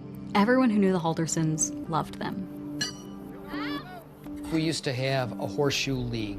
Bart and Krista were on a horseshoe team. We competed against them 2-3 times a year. And just being neighbors, they were just people that ran into all the time. Absolutely salt of the earth people were Bart and Krista. Their house always looked good. It was well manicured, it was well mowed, it was always taken care of. There were competitions in the neighborhood about who had the best lawn and who cared the most about their yards, and Bart cared about his yard. Krista is an administrative assistant for a local auto shop, and Bart is an accountant. Bart and Krista, they weren't rich, but they were comfortable. And actually, he would bring his girlfriend with him. Everything was going well for everyone. I don't know any family who wouldn't want to be in the situation the Haldersons were in. But in June of 2021, the Haldersons' good fortune takes a turn. Their eldest son, Mitchell, was diagnosed with diabetes. And then right after that, their younger son, Chandler, fell down a flight of stairs at the Haldersons' home. He was taken to the hospital, and he was diagnosed with a head injury. In that picture, on Father's Day of 2021, standing next to Bart, he's got the brace on. His neck was injured and was going to affect his ability to walk. He might have a colostomy bag. He couldn't fly, so he couldn't go back to Florida for the job. Like his whole life was going to change because he had this fall. I know once he was in that neck brace, his job situation with SpaceX was kind of pushed on the back burner. It seemed like he would not be able to take the job at SpaceX. He wouldn't be able to help around the house. He wasn't even able to walk properly. And after that, Chandler required help. His mother would assist him going up and down stairs, would bring him meals. Although Krista doted on her sons in their time of need, She rarely missed a day of work. So on Friday morning, July 2nd, when she fails to show up at her job, coworkers are concerned. Krista was one of these people who was always at work, and she always let people know what her plans were. It's a Friday right before the 4th of July holiday, but she hadn't asked off. She hadn't told anyone she wasn't going to be there. It was really unusual for her to not show up for work. She'd never done it before. She wasn't answering her phone. A coworker decided to go over to the house and make sure she was okay. When he looked in the garage, both of the Haldersons' cars were there. The Haldersons aren't here. Their cars are here. Where are the Haldersons?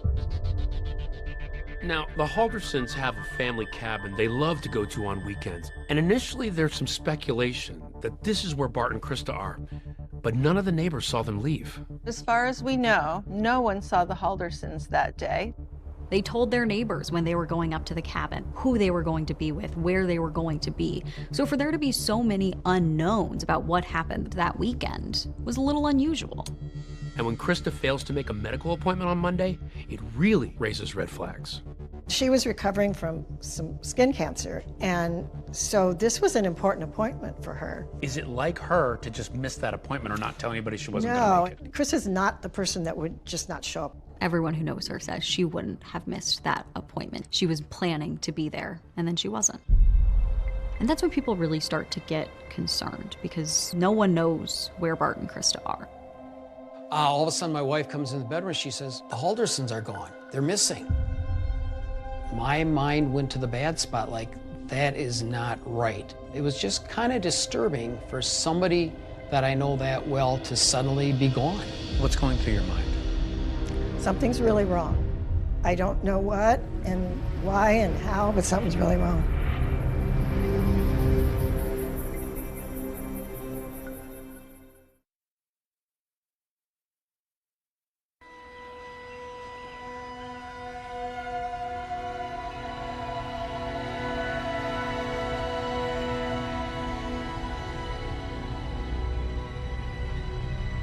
The strange disappearance of Bart and Krista Halderson is a mystery, captivating local Wisconsiners. Are we rolling? We're rolling now. Including a pair of podcasters. I'm Jill, And I'm Richard. and we do the True Crime Brewery podcast. We're very fascinated with true crime and just love to really figure out what's going on behind the scenes. Ready. So, we've been talking more and more about these cases. Their podcast, as the name suggests, mixes suds We pick a beer from the area the crime occurred. with sleuthing. Today we're covering a case from Wisconsin. And have I got a beer for you? I feel like it brings together the personality of the city where the crime happened. Bart and Krista Halderson, they are just everybody's neighbor, everybody's family member, just working hard, trying to take care of their children, trying to provide the best for their family. Bart and Krista just loved the 4th of July. You could always catch them at the parade. It was probably their favorite holiday.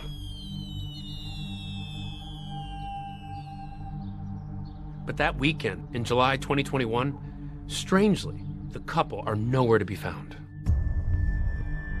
Bart and Krista had not told anyone that they had a plan to go away for 4th of July weekend.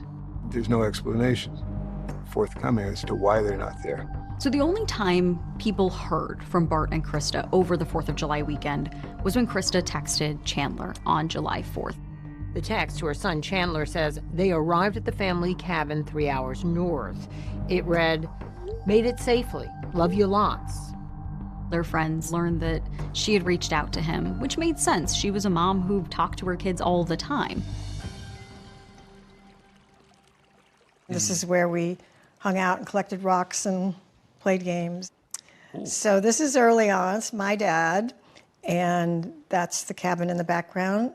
And that's Krista right there. This is Krista. I can always tell Krista by that shock of red hair. Fiery red hair. Yeah. And she was the youngest. The cabin has been in Barbie and Krista's family since the 1940s, when it was built by their grandfather. That was like the heart and soul of our extended family. The cabin was our way to get back together, and be together. There was no phone, no indoor plumbing, very rustic. Sounds like this was a place where you and Krista really bonded. The cabin was where we would reunite. Chandler had told family members he knew his parents were going to the cabin for the weekend, but he was expecting them home by Tuesday the 6th. Now, Tuesday's come and gone, and the couple seems to have vanished. How did you learn that Bart and Krista were missing? I got an email from my cousin that said, please pray, Bart and Krista are missing. And I remember thinking, what do you mean they're missing? I can't even comprehend what that means. And so we started calling cousins, like what's happening? On July 7th, 6 days after Bart and Krista were last seen, Chandler heads to the Dane County Sheriff's Office to report his parents missing. Chandler says, I haven't seen my parents. We need to start looking for them. Detectives Sabrina Sims and Brian Shunk will lead the investigation, and they meet with Chandler later that day at the Halderson home in Windsor. At that point, you're here just trying to figure out what happened. Yeah, just to ask more follow-up questions and trying to get the timeline of events. His parents left around 5 a.m., basically left without a peep. From everything that you knew about Bart and Krista, was that the kind of thing they do? No, we were learning from friends and family that that's completely out of character for them to not tell people where they were going. Chandler tells detectives that his parents planned to fix a water pump and a fire pit up at the cabin, and that both were damaged in a recent storm. So he says he helped them pack supplies, including a pipe wrench, a hatchet, and gas cans for a chainsaw. He also said that they brought alcohol and cash with them.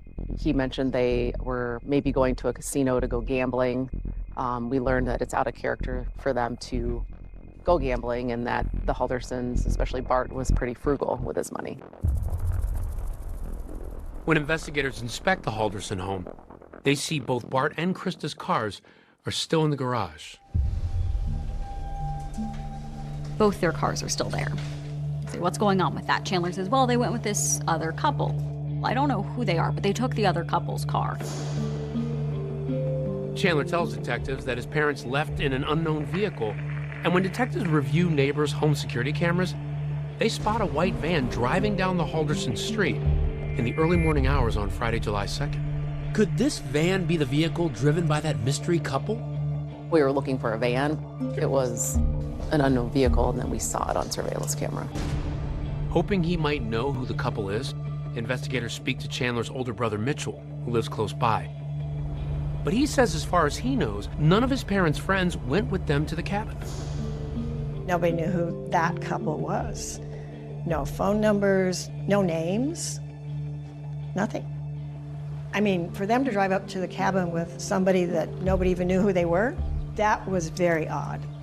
Where's the other couple? That was the other thing. Where's the other couple? Because no one's heard from them, whoever they are. They're gone. Their cars are here. What are you thinking? I think at that point we decided we need to send a team up to the cabin. You've got to get to that cabin right now to figure out what happened. Yeah. I have to imagine your mind starts going to terrible places. Yeah, your mind starts thinking all kinds of things. And when investigators finally reach the cabin in the woods, Sheriff's Office, make yourselves known. what or who will be lurking in the shadows? What's a little crawl space? Holy.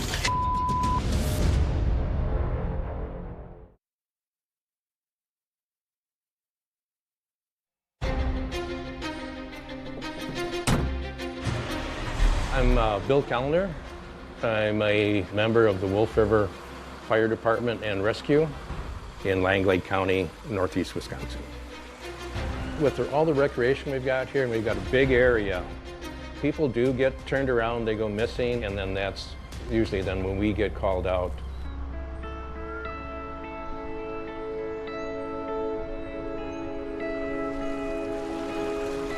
The Wolf River area is really a nice area, fairly lightly populated, but we've got a lot of great recreation.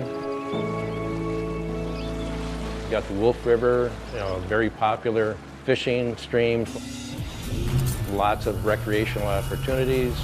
We've got the rapids on the river go up to class 3. We've got heavily wooded area. Much of our township is in the Chequamegon-Nicolet National Forest. And Wolf River is the area where Bart and Krista Halderson had their family cabin and where they were supposed to spend the 4th of July weekend. It's a beautiful place, but it can be a dangerous place. Like anywhere that's completely natural and completely wild, there are pitfalls to that. A river can easily become someplace you drown. The woods can easily become someplace you're lost. And so it's not unheard of for people to go missing in this area. Now, back in July of 21, our chief got a call from one of the Langley County deputies and said that, we may be needed. Cell service isn't fantastic out here either. Weather always seems to change, but crime never does. I'm Detective Sergeant Groans with Langley. On July 8th, I received a call to assist the Dane County Sheriff's Office with a search of the Halderson cabin. As an investigator, I was assigned a body camera, which was activated when we arrived at the property. What's your relation? I'm their son. You're their son, okay, all right. So this footage we're looking at here, it's recorded by your body camera? That's correct. Okay, and who are you speaking to here? This was Mitchell Halderson and his fiancée. 1 week after his parents mysteriously vanished, Mitchell tells investigators that he's so concerned about his parents' well-being that he and his fiancée make the 3-hour drive north to the cabin. They seemed concerned and also as perplexed as we were about Bart and Krista Halderson's whereabouts. Maybe we could just take a walk around and see you. So at that point, we took a walk around the exterior of the property. We noticed that the grass and the weeds had not been kept up. In some places it was waist or even chest high. Did it look like the cabin had been in use? It certainly didn't look like it had been used anytime recently. They start walking around and everything's still locked up. The grass is really tall. What first struck me when they were walking, I was like, that's our cabin. That's our family cabin. Was there a sense of urgency at this point? With the information we had and things not really making sense, our possibilities were dwindling. I was starting to just wonder what we were going to find next. But I was worried they were going to be inside. That's what I thought. Something went horribly wrong. Yeah, that was very disturbing. Sheriff's Office, anybody inside? There was a concern that Bart and Krista had been kidnapped by this couple that picked them up early that morning, and something had been done to them by them. Announce your presence, make yourselves known. I think the police were very concerned that they were going to find 2 dead people there. But once inside, despite everyone's worst fears, the cabin appears empty to police. It was dark, so you could tell nobody had been there for a while. Every single indication shows that this cabin has been empty. The steepest stairs I've ever seen. As Detective Groans makes his way through the cabin, he spots a door to the cellar. So right about here, you draw your gun. Why?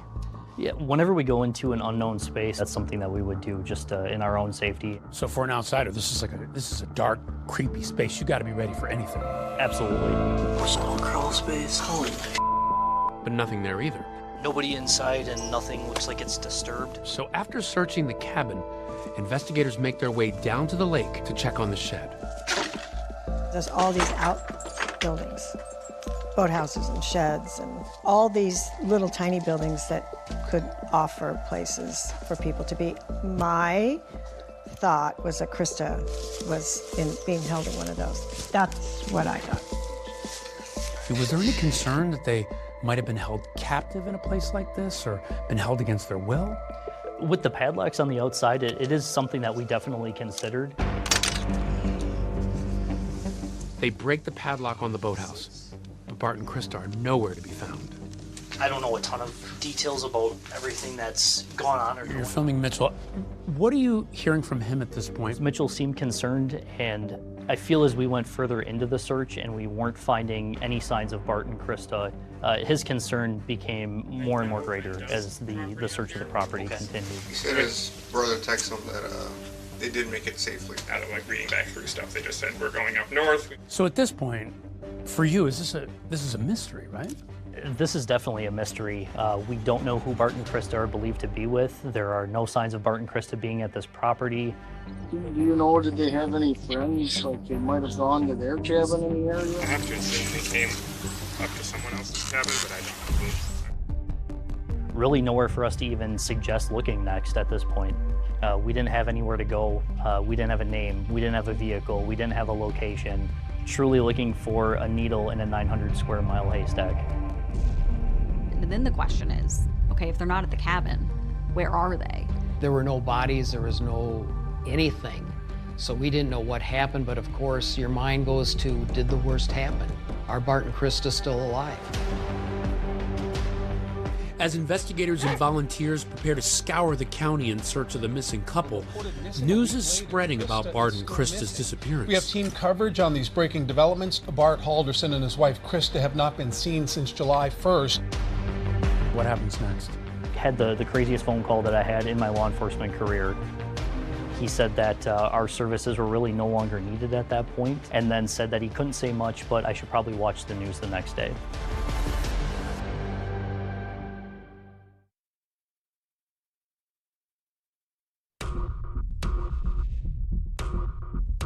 Authorities are still searching for a Windsor couple who have not been seen in days.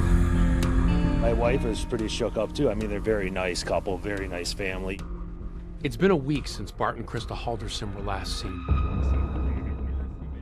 And while Mitchell Halderson is up at the family cabin searching for his parents, his younger brother Chandler is back home in Windsor, canvassing the neighborhood.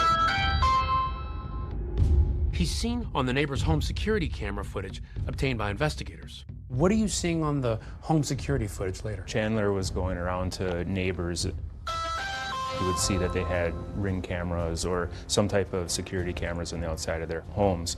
So he was going and asking them, if they had reviewed the video footage. Remember, one of those neighbors' home security cameras captured this mysterious white van, but it led investigators to a dead end. And yet, Chandler presses on. Chandler is recorded on one Ring camera asking a neighbor about their security system. Open, anyone would have like security cameras and stuff like that. We do. He's going from neighbor to neighbor asking them, hey, this camera, I see it. Does it point at the road? Does it see our driveway? What does this see? Thank you. Take care of things. Bye.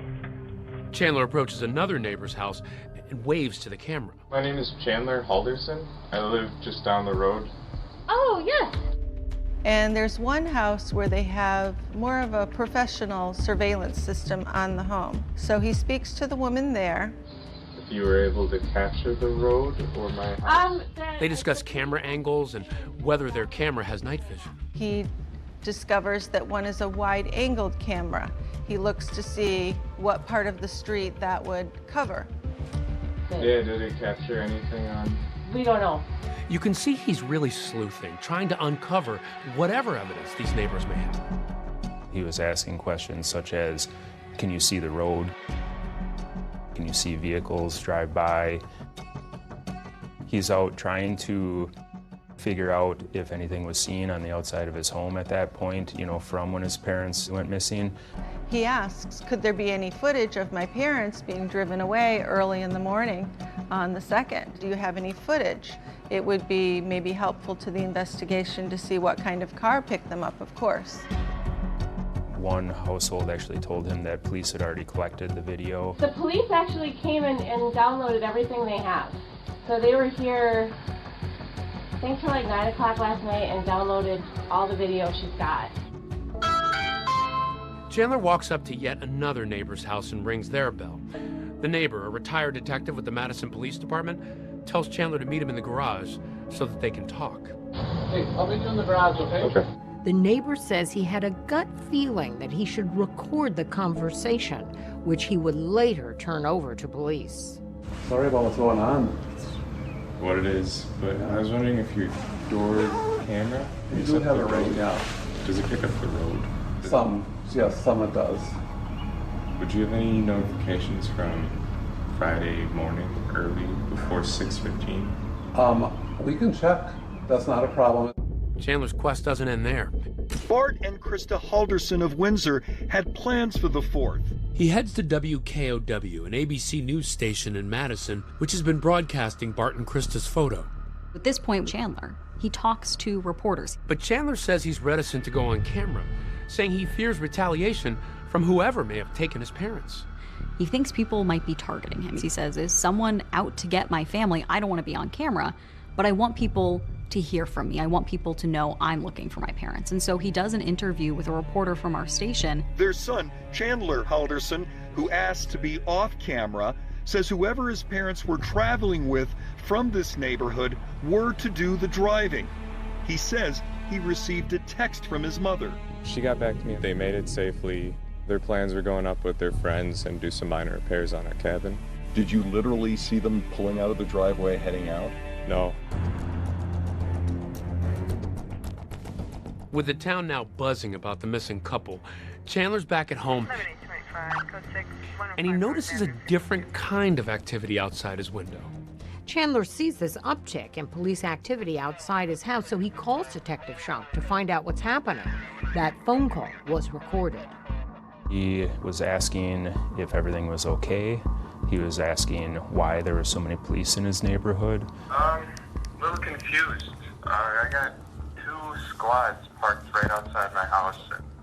Is everything all right? And I had to explain to him, you know, we were canvassing the neighborhood. Yeah, I mean, well, they're probably doing reports. All right. Any news on your end at all? Have you gotten any phone calls, text messages?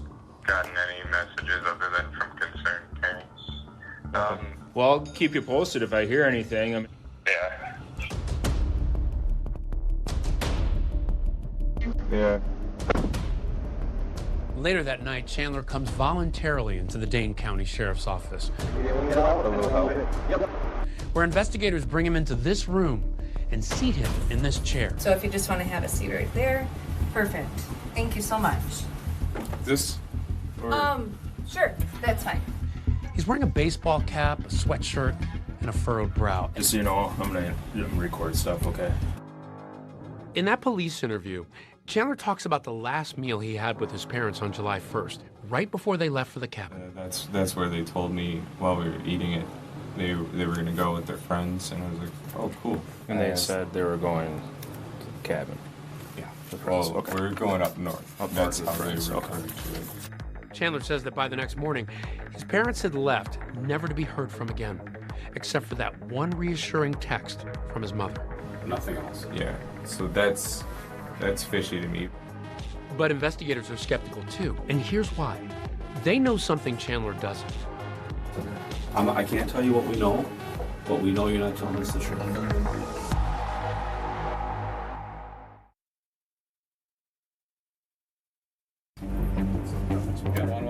Investigators have asked Chandler Halderson to come in for an interview, and they've also asked for his girlfriend, Kat Melender, to come in as well. Both agree to come in voluntarily, and they're in separate rooms while police act on a new tip that's come to their attention. A farmer in Cottage Grove, a town about 20 miles away from the Halderson home in Windsor, reports a suspicious sighting earlier in the week. That's when they find something that really changes this entire investigation.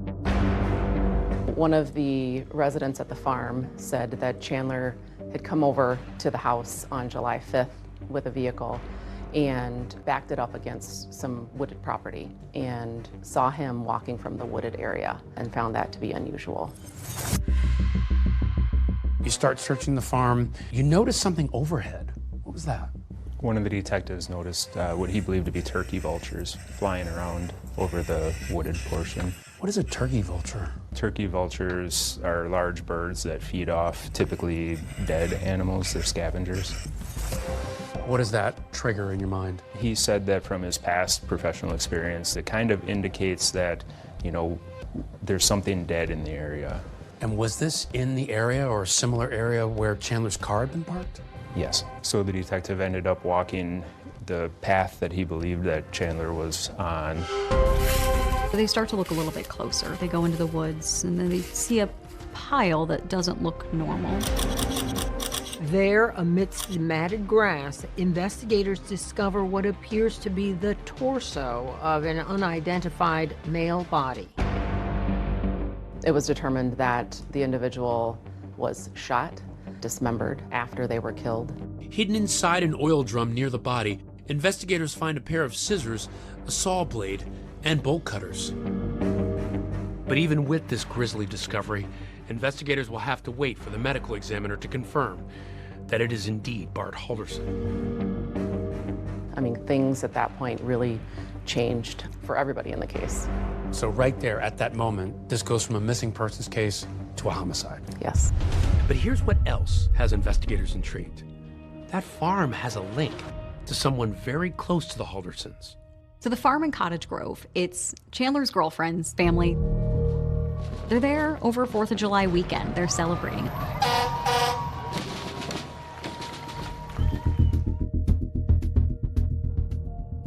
While you have Chandler, you have Kat in another room. Oh, there's a Pooh Bear? All right, you can play with it if you want to. Kat draws a smiley face on a sequin pillow and clutches a Winnie the Pooh bear.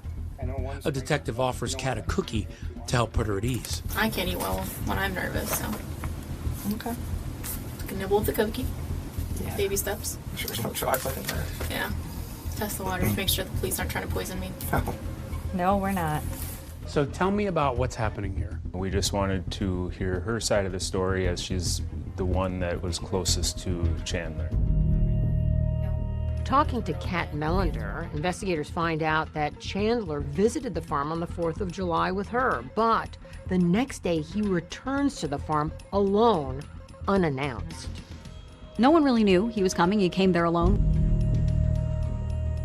Chandler went to the farm because my mom's fiance lets him walk in the pool because it helps stretch out his legs, make him feel better.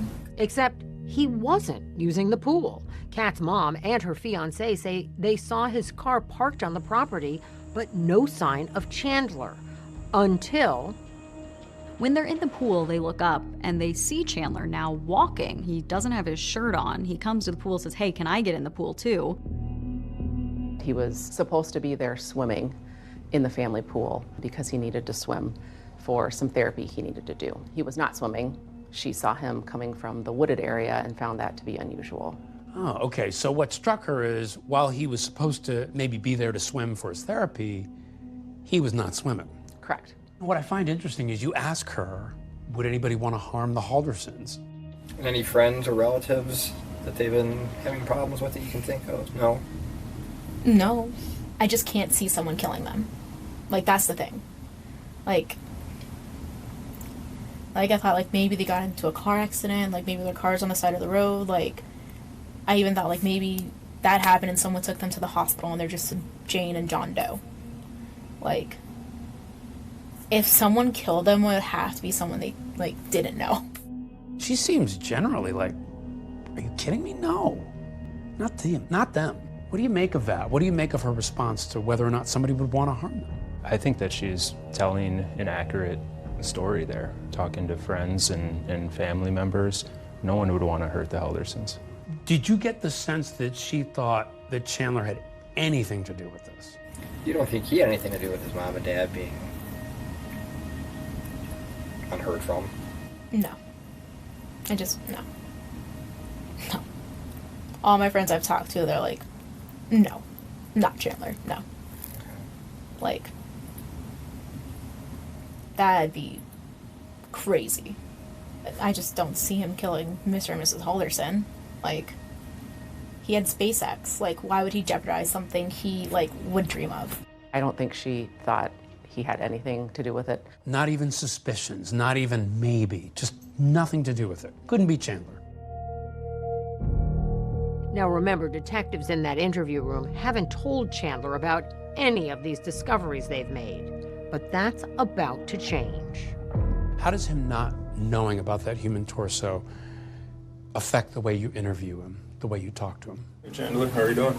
So the way we wanted to interview him initially was to have him lay out the story of what he was telling us from the first night. So I think it's time we start talking about what happened to your parents, like the truthful version. So at that point, after we let him tell his entire story, we confront him and say that we know more than what he believes. We told him to come clean, basically not using those words, and we told him to tell us the truth. Listen to me. This is the only chance you're going to have to tell us the truth. Okay. That's when investigators lower the boom on Chandler. This is your chance to tell us why. Okay? I'm not BSing you. Okay? So can we do that? Now, it's time for the really hard questions. There's still another half of this couple that's missing. If this turns out to be Bart's body, where is Krista Halderson? So your mind starts thinking, well, what about Krista? You know, where's she? What happened to her? No one's seen Krista, no one knows where Krista is, but they also haven't found a body. So the question is Krista still alive? If she is, where is she? And this all leads some to be asking, is Chandler covering up for his mom? Could she have had something to do with Bart's disappearance?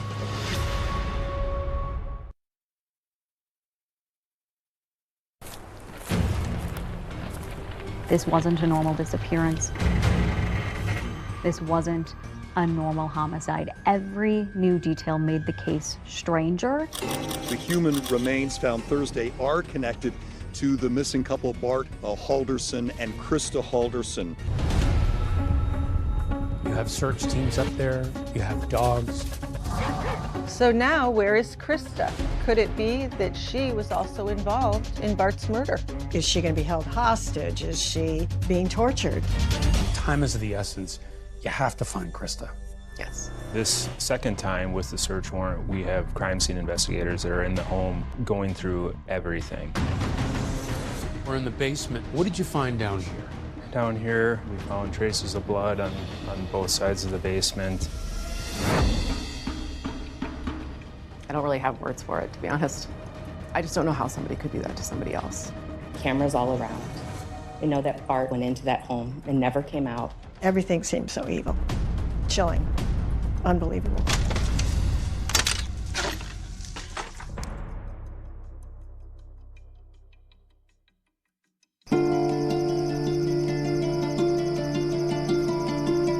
It's July 8th in Madison, Wisconsin. It's been a week since Bart and Krista Halderson were last seen.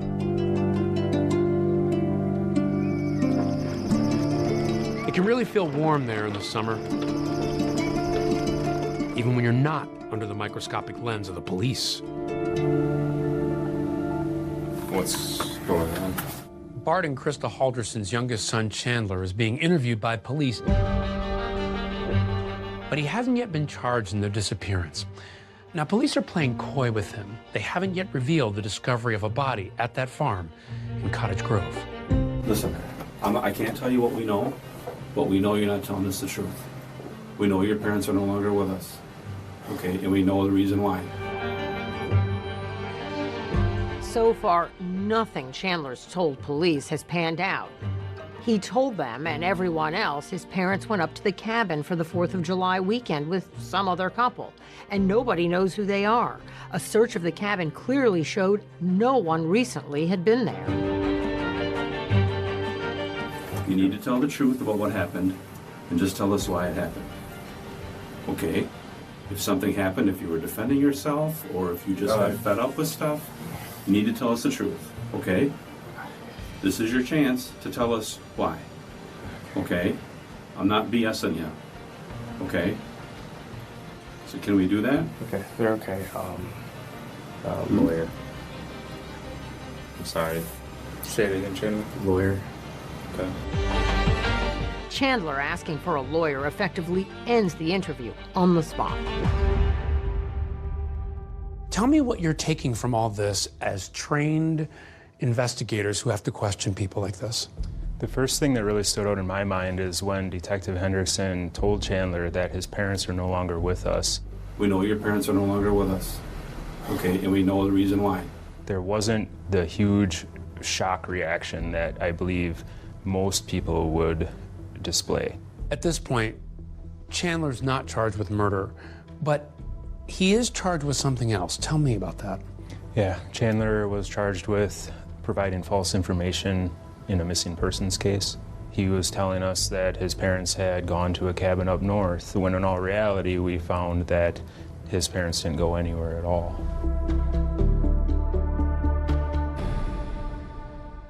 Their son Chandler was arrested Thursday for allegedly providing false information to investigators.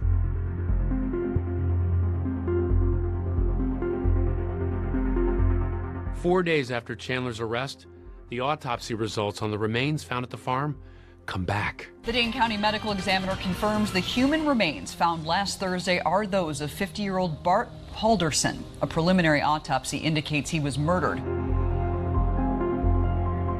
It was determined that the individual was shot, dismembered after they were killed, and was positively identified as Bart Halderson. Okay, so what did you think when you got those results back? It confirmed our suspicions of who it was, but now we had more evidence that we could charge Chandler with the homicide. When I found out that Bart was dead, it was anger. It was, wow, this is real life. And there was just this big void of Bart being gone and no idea where Krista was. A big question remained in our mind. Where's Krista Halderson? So now, where is Krista? Could it be that she was also involved in Bart's murder? There were a few people that I communicated with, well, maybe Krista's involved. One theory was this an incident where Krista killed her husband, but her son lives with them and he loves his mom. Was he covering for her? Was she responsible? There were all these questions. Again, it was one of those things. One layer gets pulled back, you get one answer, but for each answer you get, there are 17 more questions. You're asking the question of where's Krista? There was some talk in the community about perhaps maybe in some way, once the murder charges are out there, Krista had some sort of involvement in what happened with Bart. Did you pursue that theory? No, I mean, we did not believe that she would have anything to do with it. Of course, as time is going on and days are passing, we're learning more information about their whereabouts. We had surveillance video we were reviewing, trying to get a timeline from July 1st to July 7th. And so what we were learning did not suggest that Krista had any involvement at all. Because I knew Krista and I knew her personality, I knew Krista was not involved. It seemed like something you read about not happening to our family. Somebody else, you read about that, something happening somewhere else to somebody else, and that was happening to our family. What are you thinking there? We had this tiny little hope that she was alive somewhere. Authorities are holding out hope, too, and ask the public for help to somehow find Krista alive. We are optimistic in regards to her whereabouts and where she is at, and we will let the evidence of this investigation tell us otherwise. Perhaps the most troubling question authorities are left with, why? This was a loving family. Why would Chandler, or anyone else for that matter, want either of the Haldersons dead? It didn't seem to add up. I was starting to have that like sinking feeling in my stomach, like something went wrong in the family. I don't know what. Facing at least one murder charge, Chandler is lawyered up and not talking. But someone very close to him is. She had her cell phone back and had found something in her cell phone that she wanted to provide to us. It's from Snapchat. I don't know if you use the app. And you know how Snapchat messages disappear? One of Chandler's didn't.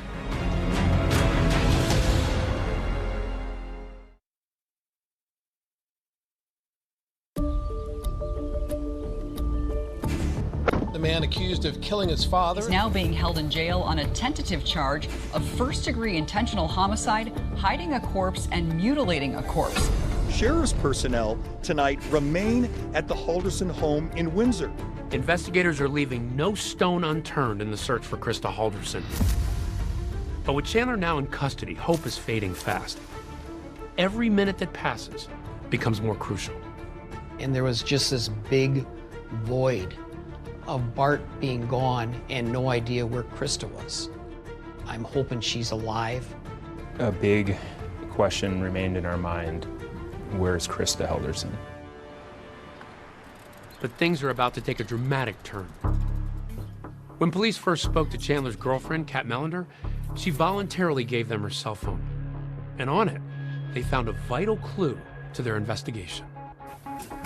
By the time Kat comes in for a second interview, both she and police realize how important it can be.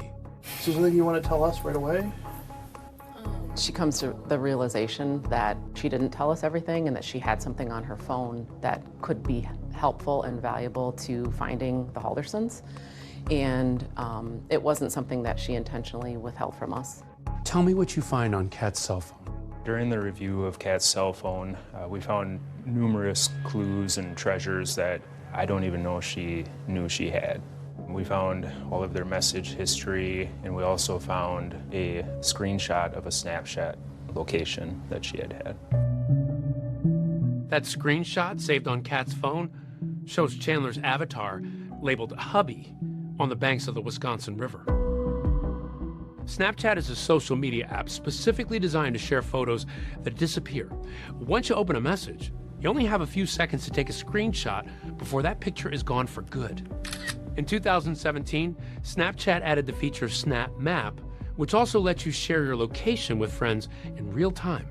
And why did she have him on Snapchat in the first place? They had a time in their relationship where he had cheated on her.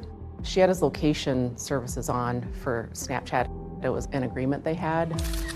She wanted to be able to know his whereabouts. With her lawyer present and her cell phone in hand, she voluntarily talks police through what she now realizes could be critical evidence, a technological smoking gun. It's from Snapchat. I don't know if you use the app, but that's him by the Wisconsin River off of Gulf Road. Okay. And that's It's got a timestamp on it. Okay. in the morning. Sure. And then my phone always tells me what day it is. So it's July 3rd, 8:58 a.m. The continued presence of sheriff's personnel at the Halderson home has become almost background for this neighborhood here. Krista Halderson remains missing. With the case in the news, Kat and her lawyer decide this information could be useful to police and to Kat. Right before Kat goes back for that second interview, we're getting updates from law enforcement, and one of those comes in the form of a press briefing. And a reporter asks, is the girlfriend a suspect? And the sheriff didn't answer. And that freaked Kat out. Is there any way you guys can change the narrative to indicate that the girlfriend's not a suspect and that she's not somehow somebody you suspect? How early did you clear Kat Melander? Pretty early on, once we started looking at her phone and finding out other information about Chandler. But there were, different investigators in the command post that had different theories. Was she in the circle? Was she out of the circle? And we just had to do our job and let the evidence lead us to the conclusion, and she was not involved whatsoever. Law enforcement was very clear. They don't think Kat had anything to do with these murders. Why do you think she was so eager to offer all this information? I think because she wanted to clear herself. Why did she do a screenshot of a snap map on Chandler at that time? She had left Chandler's house that morning on Saturday, and he was supposed to go to do some chores. And then she later looked at his location and saw that he was up by the Wisconsin River. She goes, this is where he was, middle of the morning on Saturday, after his parents went missing. He told me he was going to be doing chores at his house, and then he wasn't answering, and I checked Snapchat, and he's in this random area right along a river. She didn't know why he was there, so she started questioning him about his location and what he was doing there. I was like, hey, where you at? Where you at? Like, you're not responding to me on Snapchat. And we ended up calling, and he just said he was in a dead zone. Kat knows this area. It's a swimming hole. She's been with Chandler. They'd been that summer. Have you been to that spot? Do you know? I don't know if it's that specific spot, but we used to swim on the Wisconsin River. Okay. And it's one of the spots we would just go to. And I've only been there maybe 3 times. Okay. But he's gone swimming there a couple times. Okay. In fact, other friends told police that was Chandler's favorite swimming spot. A year earlier, an ex-girlfriend receives this picture, which she gave to police, of Chandler in that area, posing with a tree and a knife in his hand. This case really highlighted how social media tracks everything. And that became so crucial in this case. But as enlightening as this Snapchat evidence is, a treasure trove of text messages between Kat and Chandler is even more intriguing. Investigators zero in on a couple of erratic texts from Chandler the morning Bart and Krista vanished, which sound ominous. I don't know. Stuff hasn't really been going well for me lately, so I'm trying to plan for the next thing to expletive me over. Yeah, I just had a great future plan, and it's falling apart. Kat replies, "No, it's not. You're going to be okay." With suspicions of Chandler now high as ever, investigators obtain a search warrant and go back to the Halderson home. To go back to the nexus of this case, the Haldersons' home in Windsor. Investigators start walking through, and they find a lot in that house, a lot that tells us what happened.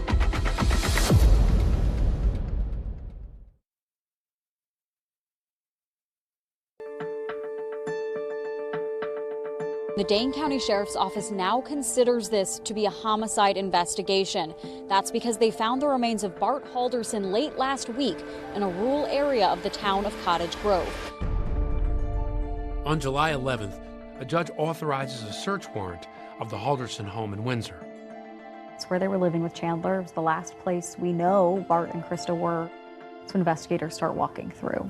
Investigators are familiar with the home as they'd been there just a few days earlier. To step back a little bit, this isn't the first time you've been to the house, right? Right. Okay, so what did you do the first time when you were in the house? What did you find? When we were in the house the first night on July 7th, Chandler did walk us around after we interviewed him and showed us what he wanted us to see around the home. As the investigators entered the den on that initial search, they noticed the fireplace looked not quite right. It has a glass front, 4 glass panels, or there's supposed to be 4, but one of them is missing. There was a glass panel that was broken out in the fireplace, and he had disclosed that to deputies and to us the first night we were in there, and explained it that he was playing ball with one of the dogs, and the dogs broke the glass fireplace. And so that was his story. Dog broke a panel, there was broken glass everywhere, I was cleaning it up, I cut my foot, I got some blood everywhere. Chandler's saying there's broken glass and there was a lot of blood, but it's not related at all to this case. It was my dog's. And when they look at his foot, they realize it's not a huge cut. He didn't slash the bottom of his foot open. It looks kind of more like a pinprick. Not necessarily something that seems like it would come from glass being all over the floor. You found his blood, but did that line up with what he said about cutting his foot, and that's why that blood was there? Or was it that you might have gotten a sense that it was something different? It could mean that Chandler had cut his toe near the fireplace, but it wouldn't explain why Bart and Krista's blood would be in the same area. And on that second search of the home, luminol testing would reveal traces of blood belonging to Bart and Krista Halderson in the living room, leading investigators to believe they've both been murdered. But as they continue their search, they find more ominous evidence. During the search warrant, we did find 2 cell phones and Bart and Krista's driver's licenses wrapped in tinfoil in a shoe in the garage. What does that tell you? That told us that Bart and Krista didn't go anywhere. And how does that poke holes in what Chandler told you? Chandler had told us that he was messaging back and forth with his mother, Krista, on Sunday, and that Krista was messaging him that they made it, and that they were going to be watching the fireworks and the parade. We found that that was not true. How could she be texting him if her phone is sitting right there wrapped up in aluminum foil? Yes. The phone proved that Bart and Krista never left their house. They never went to the cabin.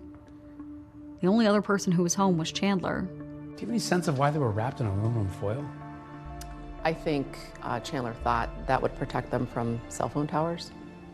Detectives also did an extensive search of Chandler Halderson's bedroom, resembling something like an armory. So in Chandler's bedroom, we actually located a case of approximately 480 SKS rifle rounds. So we're in the basement now. What did you find down here? Down here, we found traces of blood on both sides of the basement. We had the shell casing that we had located over here. There was some other blood evidence on different items down here. Okay, so you have the blood, the shell casing. Did this tell you, along with the other evidence, where Bart and Krista were killed? It did, yeah. They were killed down here. So you had the shell casings, you had the ammo, but you didn't have the murder weapon. Where was that recovered? The rifle was recovered at the farm in Cottage Grove. The weapon was found hidden in a barn on the farm's property. No one had any idea it was there. Chandler really liked first-person shooter video games. And in those games, you can choose what weapon you use. And he liked to try a variety, you know. He wasn't a single gun type person, but he liked the SKS rifle in those video games. He used it a lot. Now you have a link between the shell casings and the ammo and this gun at the farm. Yes. The picture that we were seeing at that point is that Chandler had murdered Bart and Krista Halderson in the home and went through extensive work to dispose of their bodies.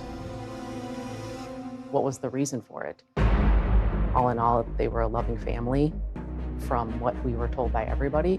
Those questions, prosecutors promise, are about to be answered. The lawyers will now make opening statements.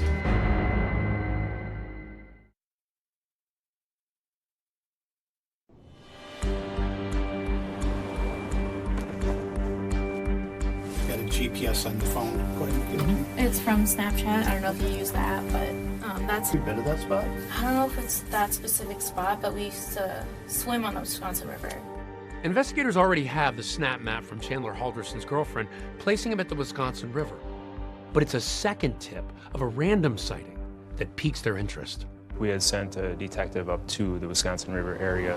One of the neighbors happened to come over to that detective and tell him that she had seen a strange or suspect male in that area the week prior. We arranged for a larger team of detectives to go up to the area, and we wanted to do a land search of that property. They go where Chandler was. It's a dense, vegetative area, wild state land, in between, you know, a road and the river. You have search teams up there, you have dogs. What's going through your mind? We were hopeful that we would find something. Time is of the essence.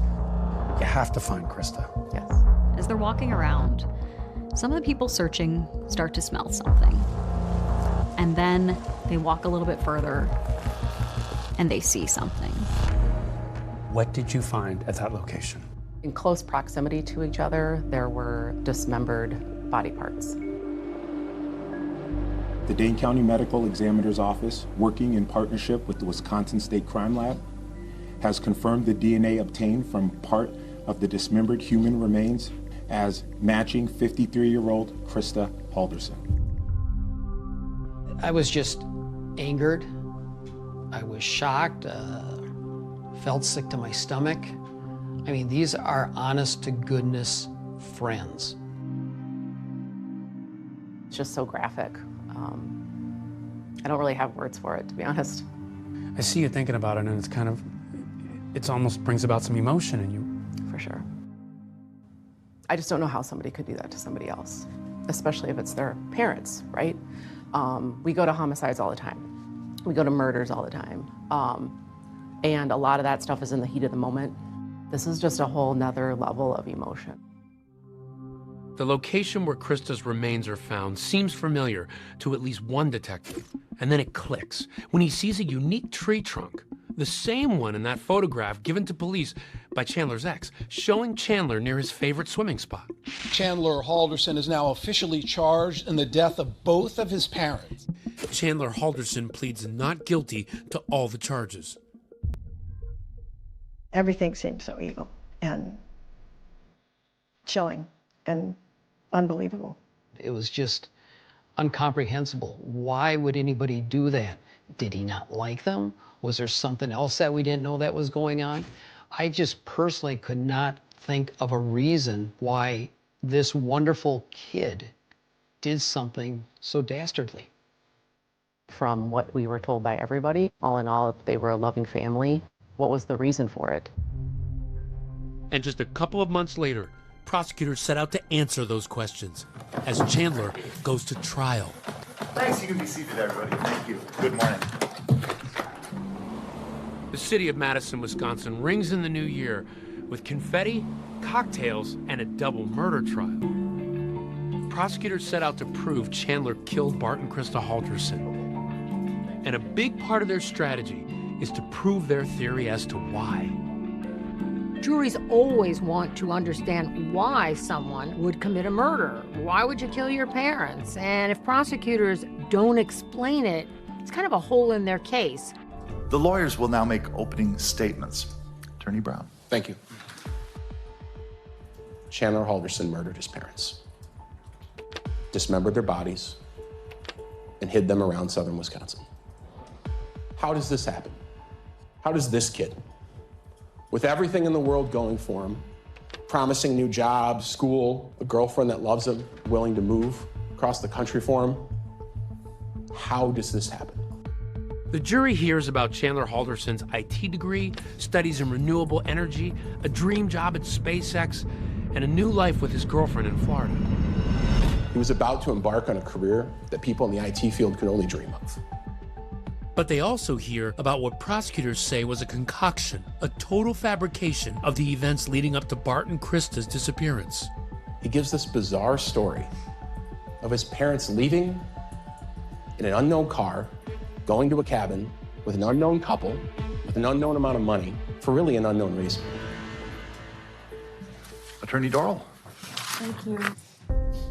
The defense should be demonstrating why they say there's reasonable doubt in this case, why maybe he didn't do it. Chandler Halderson did not murder his parents. He is not guilty of those crimes. And he lived peacefully in his parents' home. He was just a normal kid. The defense comes out at the beginning, opening statements, and admits their client is a liar. Chandler Halderson is a liar. But they say that doesn't make him a killer.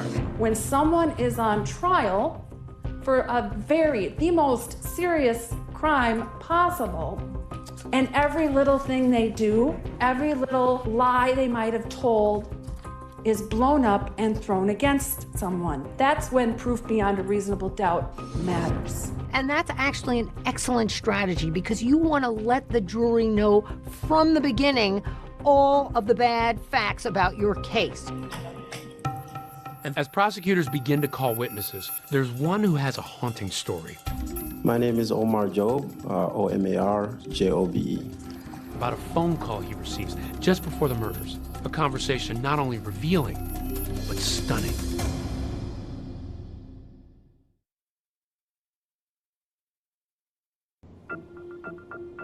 The trial continues for Chandler Halderson, who's accused of killing and dismembering his parents, Bart and Krista Halderson.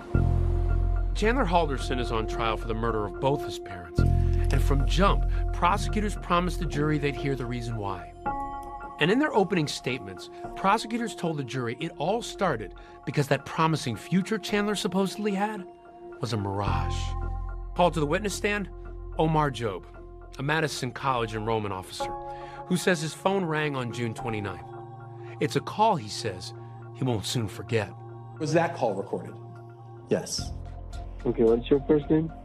Chandler, C-H-A-N-D-L-E-R. Last name is H-A-L-D as in David, E-R-S-O-N. It's a normal phone call that we receive every day. This person was trying to request a transcript. Trying to get an appointment scheduled to meet with somebody to mainly just get a copy of the transcript. On this call, Jobe is hearing a complaint from Chandler that for months now, he hasn't received his college transcripts. Okay, so it looks like you owe a balance. So that's why you can't request it. Hello? The jury listens as Omar Jobe then tries to confirm what classes Chandler is taking. You were taking IT classes, right? I don't see that you were in a program. But prior to the IT, There was a solar program too.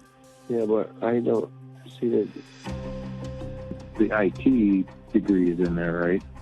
No, those are just classes. I found that Chandler was taking classes at Madison College for a couple of semesters, and then he stopped. But here's the thing about that phone call. It's not at all what it appears to be. At that time, like, it didn't register in my mind. On the other line, it is a Halderson, but it's not Chandler. It's actually Bart Halderson pretending to be his son. Prosecutors play it during trial. The jury got to hear what Bart sounded like as he figured out his son was lying to him. Bart has been trying unsuccessfully for months to get the transcripts from Chandler, and he was beginning to get suspicious. According to prosecutors, the phone call was a ruse by Bart to see if his son was actually enrolled in college, and it turns out he wasn't. He failed out.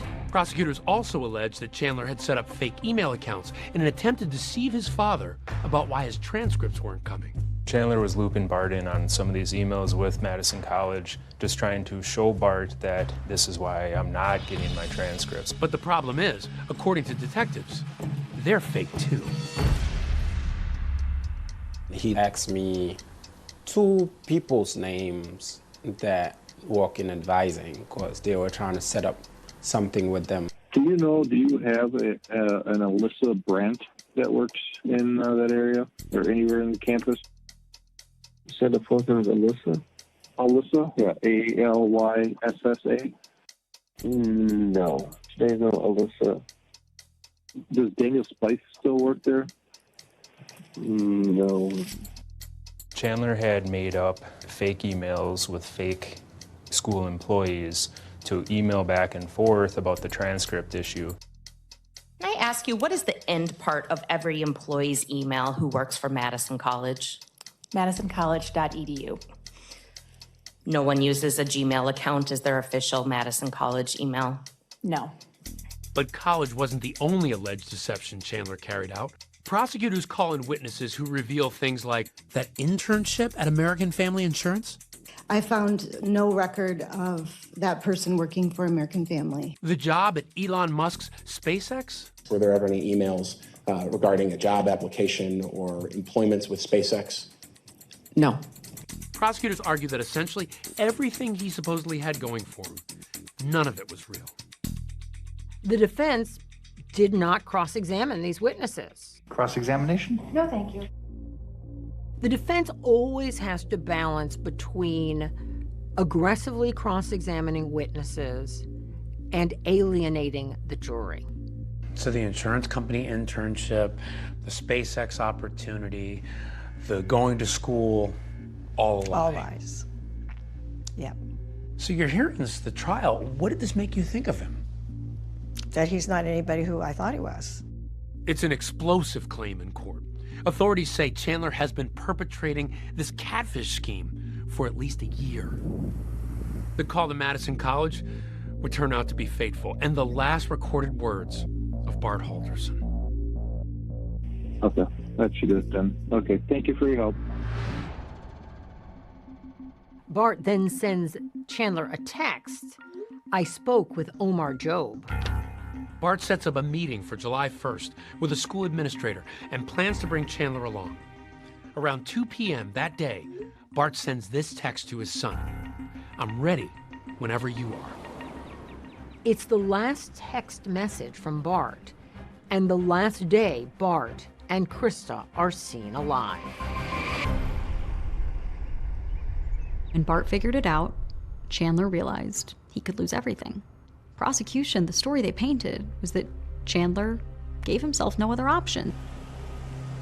Not long after that, Chandler asked his mom to stop at the gas station and pick up soda. Chandler's text says, Dad's phone died. Text or call me, and get soda on your way home. I have an extra hour of work. Krista replies, Kay, I can, smiley face. That would be the last text from Krista Halderson. As if the alleged motive wasn't already shocking enough, there was Chandler's whole history of a debilitating head injury, which prosecutors say was also untrue. Late June, early July 2021, Chandler had just fallen down the stairs. He had this injury that he said could cause lifelong side effects. By all accounts, the fall stopped Chandler's life. Prosecutors entered this photo into evidence at trial to support their theory that Chandler's fall is part of an alleged web of lies. Prosecution calls the ER doctor to dispel that myth. I'm an emergency physician at the University of Wisconsin Hospital and Clinics. What in this case did you diagnose Mr. Halderson with? I believe he was diagnosed as having a mild concussion. The patient had some residual neck pain, so he was given a collar to go home with for support. The defense pushes back on the prosecution's claims, cross-examining the ER doctor about Chandler's injury. You did diagnose Chandler Halderson with a mild concussion, right? That's correct. You didn't give him a set number of days to wear the collar, is that right? I don't believe so, no. In that picture, on Father's Day of 2021, standing next to Bart, he's got the brace on, because he did go to the ER. That Father's Day brunch photo, which is shown to the jury by prosecutors, is just weeks before the murder. But then there's surveillance video of Chandler the night of July 1st at a nearby Quick Trip carrying 2 bags of ice, 10-pound bags of ice. But prosecutors also point out, conspicuously missing on this Quick Trip surveillance video, Chandler's neck brace. And they claim it's the same story when he visits a local store. He's at Fleet Farm. Again, no neck brace. Just normal 23-year-old dude walking into Fleet Farm to buy a tarp. And that tarp, prosecutors say, is part of what Chandler used to dispose of his parents' remains. The prosecution calls one last star witness, Chandler's ex-girlfriend, Kat Melander, who testifies about the impact of sharing the SnapMap discovery on her phone. Why was it important to you to cooperate at that time? Because I just believed his parents were missing. And I just want them to be found. And later, she recalls something else she noticed during the initial search for Bart and Krista. When you first go in the house that day, did you notice anything off? There was a smoky smell. That smoky smell, a neighbor's security camera, and a flickering light are about to reveal another dark secret inside the home. It turns out, prosecutors say, Chandler has one more big thing to hide.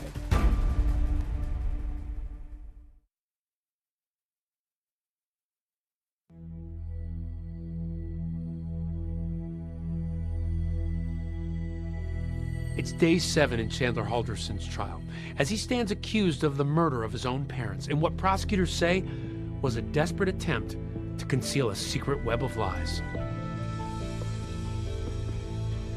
But what the jury hears next is some of the most disturbing evidence yet. We had a grand total of 230 bones, fragmented bones that were found, again, inside the fireplace, on the grate, and also on the ash disposal area. So we found video footage from one of the neighbors that actually watched the backside of the house. And through a forensic analysis of that video, our examiner was able to determine that the glow in certain windows of this home was indeed the fireplace. What was the most disturbing moment of the trial for you? They showed the fireplace burning all night when he was trying to cremate the skulls of his parents. I almost got sick watching that. The defense didn't challenge Dr. Figueroa Soto's testimony. After 8 days of testimony, it's the defense's turn. Everyone's wondering what Chandler's case is going to be. But in a surprise move, the defense rests without calling a single witness. Attorney Dorrell, will other witnesses being called this morning? No, Your Honor. Watching this trial, it was so one-sided. There were 8 full days of testimony from the prosecution. They had so much evidence. The defense was the opposite. This time I will invite the state to present its closing argument. In closing arguments, the prosecution urges the jury to look at this image of Bart and Krista, likening the pieces of evidence to that of a jigsaw. Solving a case And thinking about whether or not a person is guilty or not guilty is like putting together a puzzle. And it's your job as the jury to put that puzzle together. It's not a whodunit. We know that Bart and Krista went into that home and never came out, at least as whole people. Attorney Vera, would you please present the defense closing? Thank you. While the defense says all the state was able to prove was that Chandler is a liar, not a killer. Kids lie to their parents all the time. Motive does not mean intent. Do you know if it was an awful accident? Do you know if it was intentional? Do you know if there was someone else involved? You don't. And that's a problem. Just after 3 p.m., news breaks that the jury has reached a verdict. Breaking news. In just about a little over 2 hours, the jury has reached a verdict in the Chandler Halderson case. When we found out that the verdict was in, it had been 2 hours. No one knew what was going on. People were waiting on pins and needles to figure out what that was. We, the jury, find the defendant Chandler M. Halderson guilty of first-degree intentional homicide. Chandler Halderson is found guilty on all 8 charges. So what was your reaction to the verdict? I would like to say it was relief. It really wasn't, because it's still sad, it's still grotesque, everything about it. There was some closure for the family. To me, it was just and fair. In March of 2022, at sentencing, Chandler breaks his silence for the first time. Your Honor, I want to take this opportunity to state my intent to appeal my convictions. If there are any lawyers listening and willing to take on my appeal, take a moment to please reach out to me. It's not that I do not have feelings. It's that I was warned to not show them due to the scrutiny of this case. Thank you. No remorse, no empathy, no love to his parents. Chandler is sentenced to life in prison without the possibility of parole, still leaving his family and friends with far more questions than answers as to why he murdered his mother and father. The Haldersons and I were friends for about 25, 26 years. And there was never a cross word. They were just good people. If there were more Bart and Kristas in the world, it would be a better world.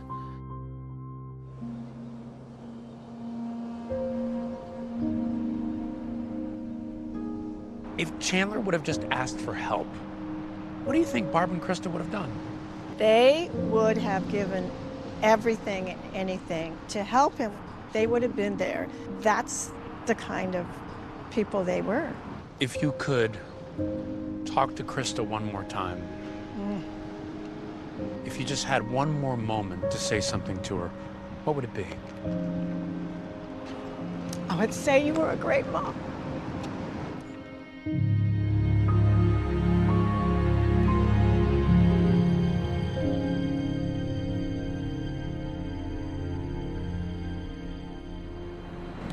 A wonderful mom being remembered by her family right here tonight, and this is a murder that still leaves so many unanswered questions. In April of 2023, 2 of Chandler's convictions for hiding his parents' remains were vacated. His other convictions and his sentence, though, still stand, while his case remains pending in the Court of Appeals. That's our program for tonight. I'm Deborah Roberts. And I'm David Muir. From all of us here at 2020 and ABC News, good night.